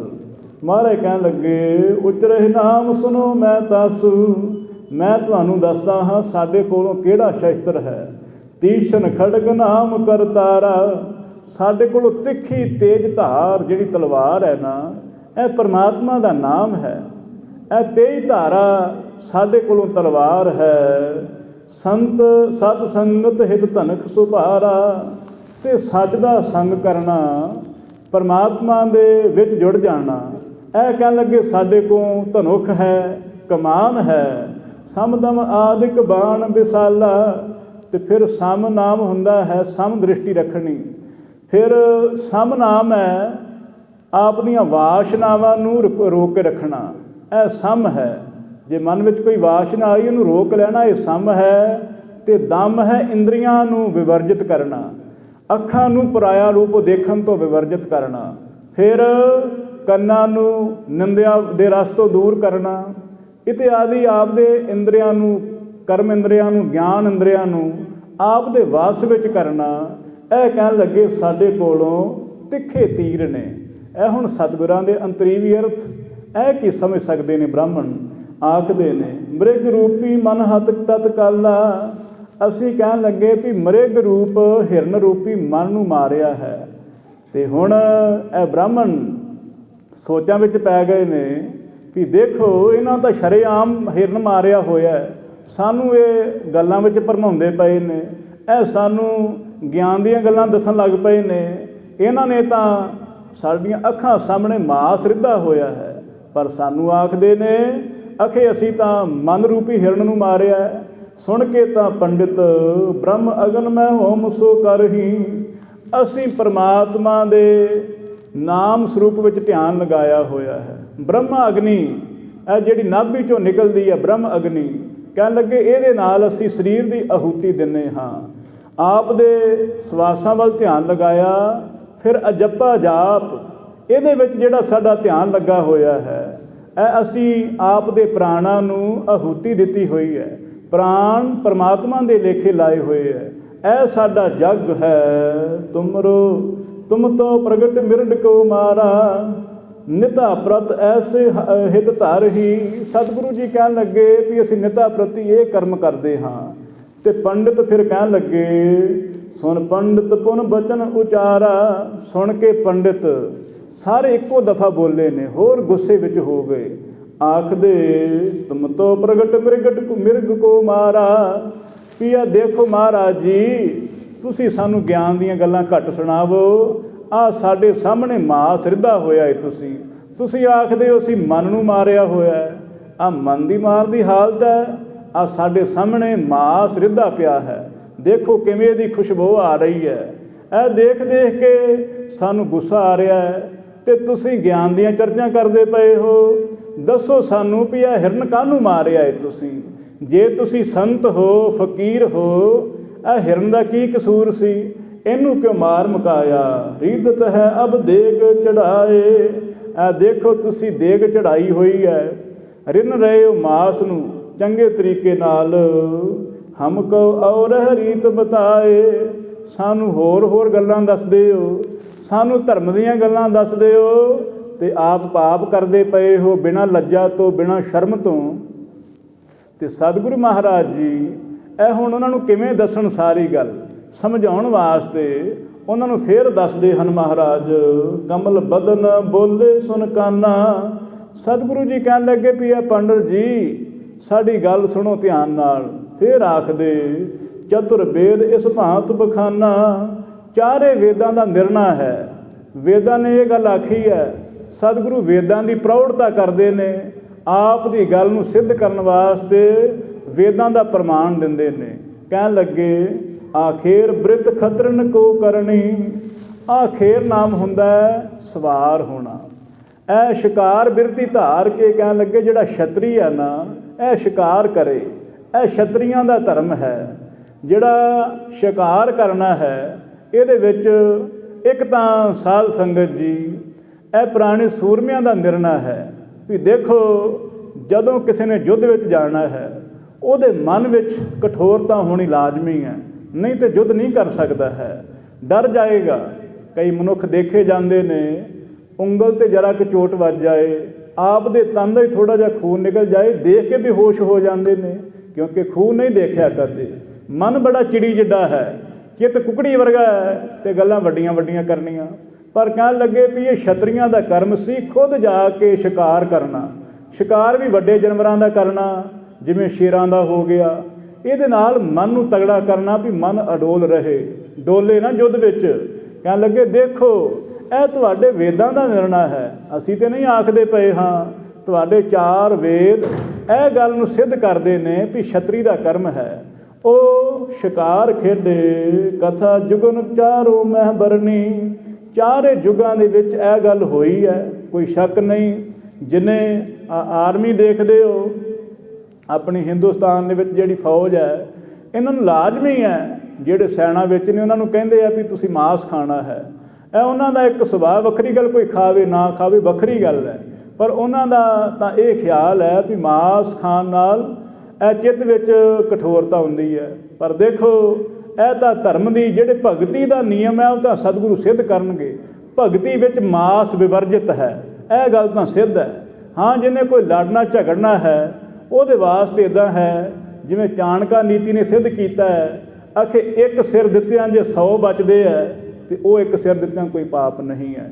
ਜੇ ਕਿਸੇ ਨੇ ਯੁੱਧ ਵਿੱਚ ਆਪਣਾ ਸਿਰ ਦੇਣਾ ਹੈ ਉਹ ਮਾਰ ਦਏ ਕਿਸੇ ਨੂੰ ਫਿਰ ਉਹਨੂੰ ਪਾਪ ਨਹੀਂ, ਕਿਉਂਕਿ ਉਹਨੂੰ ਪਾਪ ਕੋਈ ਨਹੀਂ ਹੈ। ਇਹ ਸਿੱਧ ਕਰਨਗੇ ਸਤਿਗੁਰੂ ਵੀ ਕਿਹਨੂੰ ਪਾਪ ਲੱਗਦਾ ਹੈ ਕਿਹਨੂੰ ਨਹੀਂ ਲੱਗਦਾ ਹੈ। ਆਹ ਸਾਡੇ ਵਰਗੇ ਜਿਹੜੇ ਕਈ ਹੈ ਆਹ ਘਰੇ ਬਹਿ ਕੇ ਖਾ ਕੇ ਝਟਕ ਕੇ ਕੁਕੜੀ ਮਾਰ ਲਈ, ਬੱਕਰਾ ਝਟਕਦਾ, ਆਖੇ ਅਸੀਂ ਸੂਰਮੇ ਹੁੰਦੇ ਆ। ਇਹ ਸੂਰਮਤਾ ਨਹੀਂ ਸਾਧ ਸੰਗਤ ਜੀ। ਖਾ ਕੇ ਸੌਂ ਜਾਣਾ, ਘਰਾੜੇ ਮਾਰਨੇ, ਇਹ ਕਿਹੜੀ ਸੂਰਮਤਾ ਹੈ? ਇਹ ਕੋਈ ਸੂਰਮਤਾ ਨਹੀਂ ਹੈ। ਸੂਰਮਤਾ ਹੈ ਜੇ ਯੁੱਧ ਵਿੱਚ ਉਤਰਨ ਦੀ ਇੱਛਾ ਹੈ, ਜੇ ਮਰਨ ਦੀ ਵੀ ਇੱਛਾ ਹੈ। ਕਿਉਂਕਿ ਜੀਵਾਂ ਨੂੰ ਮਾਰਨ ਦਾ ਠੇਕਾ ਥੋੜ੍ਹੀ ਲਿਆ ਹੋਇਆ ਅਸੀਂ। ਲੋਕਾਂ ਨੂੰ ਮਾਰ ਮਾਰ ਖਾਈਏ, ਅਸੀਂ ਜੀਵਾਂ ਨੂੰ ਖਾਈਏ ਅਤੇ ਆਪ ਕੁਛ ਕਰੀਏ ਨਾ। ਇਹ ਸਤਿਗੁਰੂ ਸਿੱਧ ਕਰਦੇ ਆ। ਆਖੇ ਵੀ ਇਹ ਪੁਰਾਣਾਂ ਦਾ ਵੇਦਾਂ ਦਾ ਨਿਰਣਾ ਹੈ ਵੀ ਜਿਹੜੇ ਪੁਰਾਣੇ ਵੇਦਾਂ ਨੇ ਸਿੱਧ ਕੀਤਾ ਹੈ ਕਿ ਜਿਹੜਾ ਸੂਰਮਾ ਹੈ ਜਿਹਨੇ ਯੁੱਧ ਵਿੱਚ ਉਤਰਨਾ ਹੈ ਉਹ ਸ਼ਿਕਾਰ ਕਰ ਸਕਦਾ। ਜੇ ਹੰਕਾਰੀ ਨਰ ਜਗ ਮਾਹੀ। ਜਿਹੜਾ ਹੰਕਾਰੀ ਮਨੁੱਖ ਹੈ, ਜਿਹੜਾ ਸੋਚਦਾ ਮੇਰਾ ਸਰੀਰ, ਮੇਰਾ ਪਰਿਵਾਰ, ਮੇਰੇ ਸੰਬੰਧੀ, ਇਹ ਹੰਕਾਰੀ ਮਨੁੱਖ। ਇਹ ਕਹਿਣ ਲੱਗੇ ਜਿਹੜਾ ਮਨੁੱਖ ਹੋਵੇ ਹਿੰਸਾ ਕੋ ਅਗ ਲਾਗਹਿ ਤਾਹੀਂ। ਇਹ ਸਾਧ ਸੰਗਤ ਜੀ ਤੁਸੀਂ ਆਪ ਖਿਆਲ ਕਰ ਲੈਣਾ। ਜੇ ਕਿਸੇ ਨੂੰ ਮਾਰਨਾ ਹੈ ਖਿਆਲ ਕਰ ਲੈਣਾ ਵੀ ਜੇ ਮੈਂ ਆਪ ਦਾ ਸਿਰ ਦੇ ਸਕਦਾ ਹਾਂ ਮੈਨੂੰ ਕੋਈ ਦੁੱਖ ਨਹੀਂ ਹੈ, ਉਹ ਕਿਸੇ ਨੂੰ ਮਾਰ ਲਏ ਕੋਈ ਫਰਕ ਨਹੀਂ। ਕਿਉਂਕਿ ਸਰੀਰ ਤੋਂ ਉੱਚੀ ਅਵਸਥਾ ਨੂੰ ਕੋਈ ਦੁੱਖ ਸੁੱਖ ਨਾਲ ਕੋਈ ਲਿਪਾਏਮਾਨਤਾ ਨਹੀਂ ਹੈ। ਪਰ ਜਿਹੜਾ ਮਨੁੱਖ ਆਪਣੀ ਜਾਨ ਦੇਣ ਤੋਂ ਤਾਂ ਡਰਦਾ ਹੈ, ਥਰ ਥਰ ਕੰਬਦਾ ਹੋਏ ਅਤੇ ਲੋਕਾਂ ਨੂੰ ਆਖੇ ਮੈਂ ਸੂਰਮਾ ਹਾਂ, ਮੈਂ ਆਖੇ ਡਲੇ ਛਕਦਾ ਹੁੰਦਾ ਹਾਂ, ਮੈਂ ਸੂਰਮਾ ਹਾਂ। ਇਹ ਸੂਰਮਤਾ ਕਿਹੜੀ ਹੈ? ਜਿਹੜਾ ਬੰਦਾ ਆਪ ਪ੍ਰਾਣਾਂ ਦੀ ਰੱਖਿਆ ਨਹੀਂ ਕਰ ਸਕਦਾ, ਜਿਹੜਾ ਬੰਦਾ ਚਿੱਤ ਕੁਕੜੀ ਵਰਗਾ ਹੋਏ, ਗੱਲਾਂ ਪਹਾੜ ਜਿਹੀਆਂ ਕਰੇ, ਗੱਲਾਂ ਨਾਲ ਕੀ ਹੈ? ਗੱਲਾਂ ਨਾਲ ਤਾਂ ਕੁਛ ਨਹੀਂ ਹੋਣ ਵਾਲਾ। ਜਿਹੜਾ ਹੰਕਾਰੀ ਹੈ, ਜਿਹੜਾ ਆਪ ਦੀ ਜਾਨ ਬਚਾਉਂਦਾ ਫਿਰਦਾ ਹੈ ਅਤੇ ਹੋਰਾਂ ਨੂੰ ਮਾਰਦਾ ਹੈ, ਦੁਖੀ ਕਰਦਾ ਹੈ ਜੀਵਾਂ ਨੂੰ, ਉਹਨੂੰ ਤਾਂ ਪਾਪ ਲੱਗੇਗਾ। ਉਹਨੂੰ ਕਦੇ ਵਾਸਤੇ ਪਾਪ ਲੱਗਣੋਂ ਹਟ ਨਹੀਂ ਸਕਦਾ। ਦੂਸਰੀ ਉਦਾਹਰਨ ਦਿੰਦੇ ਹਨ, ਸੁਣੋ। ਹੰਤਾ ਖੋਏ ਭਏ ਜੇ ਗਿਆਨੀ। ਦੂਸਰਾ ਹੈ ਜਿਹਨੂੰ ਆਪ ਦਾ ਸਿਰ ਦਿੱਤਿਆਂ ਕੋਈ ਪਰਵਾਹ ਨਹੀਂ ਹੈ, ਜਿਹੜਾ ਆਪ ਦਾ ਬੰਦ ਵੀ ਕਟਾ ਸਕਦਾ ਹੈ, ਸਰੀਰ ਤੋਂ ਉੱਚੀ ਅਵਸਥਾ ਹੈ ਜਿਸ ਦੀ, ਜਿਹਨੂੰ ਰਸਾਂ ਕਸਾਂ ਨਾਲ ਕੋਈ ਮਤਲਬ ਨਹੀਂ ਹੈ, ਜਿਹਨੂੰ ਜ਼ਬਾਨ ਦਾ ਚਸਕਾ ਨਹੀਂ ਹੈ। ਇਹ ਉਸ ਮਨੁੱਖ ਬਾਰੇ ਦੱਸਦੇ, ਸਰਬ ਦਵੈਤ ਜੋ ਹਿਰਦੇ ਮਿਟਾਨੀ, ਜਿਹਦੀ ਸਾਰੀ ਦਵੈਸਤਾ ਦੁਬਿਧਾ ਖਤਮ ਹੋ ਗਈ ਹੈ, ਆਪਣਾ ਪਰਾਇਆ ਸਭ ਖਤਮ ਹੋ ਗਿਆ, ਜਿਸ ਦਾ ਪੂਰਨ ਸਤ ਆਤਮਾ ਜਾਣਹਿ, ਜਿਹਨੇ ਪ੍ਰਗਟ ਰੂਪ ਵਿੱਚ ਦੇਖ ਲਿਆ ਹੈ। ਇਹ ਵਿਦਾਂਤੀ ਤੇ ਆਖਦੇ ਆ ਸਾਰੇ ਬੰਨੇ ਪਰਮਾਤਮਾ ਹੈ, ਤੇ ਪਰ ਜਦੋਂ ਕਿਸੇ ਨੂੰ ਦੁਖੀ ਕਰਨਾ ਹੈ ਉਦੋਂ ਪ੍ਰਵਾਹ ਕੋਈ ਨਹੀਂ ਕਰਦੇ। ਪਰ ਜਿਹੜਾ ਬ੍ਰਹਮ ਗਿਆਨੀ ਹੈ ਉਹਦੇ ਵਾਸਤੇ ਤਾਂ ਸਾਰਾ ਇੱਕ ਸਮਾਨ ਹੈ। ਬ੍ਰਹਮ ਗਿਆਨੀ ਨੂੰ ਪਾਪ ਕਿਉਂ ਨਹੀਂ ਲੱਗਦਾ ਹੈ? ਕਿਉਂਕਿ ਉਹ ਸਰੀਰ ਨਾਲੋਂ ਉੱਪਰੀ ਅਵਸਥਾ ਹੈ। ਉਸ ਨੂੰ ਆਪਣਾ ਆਪ ਸਰੀਰ ਵੀ ਖਤਮ ਕਰਨਾ ਪਏ ਪਰਵਾਹ ਨਹੀਂ ਕਰਦੇ ਹੈ ਕੋਈ, ਕਿਉਂਕਿ ਸਰੀਰ ਤਾਂ ਇੱਕ ਘਰ ਹੈ। ਬੰਦਾ ਘਰ ਛੱਡ ਕੇ ਕਦੇ ਵੀ ਜਾ ਸਕਦਾ ਹੈ। ਜਿਹਦੇ ਅੰਦਰ ਸੰਨਿਆਸ ਹੋ ਗਿਆ ਹੈ, ਕਈ ਬੰਦੇ ਘਰ-ਬਾਰ ਛੱਡ ਵੀ ਜਾਂਦੇ, ਕੀ ਫਰਕ ਪੈਂਦਾ ਹੈ? ਮਨ ਵਿੱਚੋਂ ਮਲੀਨਤਾ ਤਾਂ ਨਾ ਗਈ ਹੈ।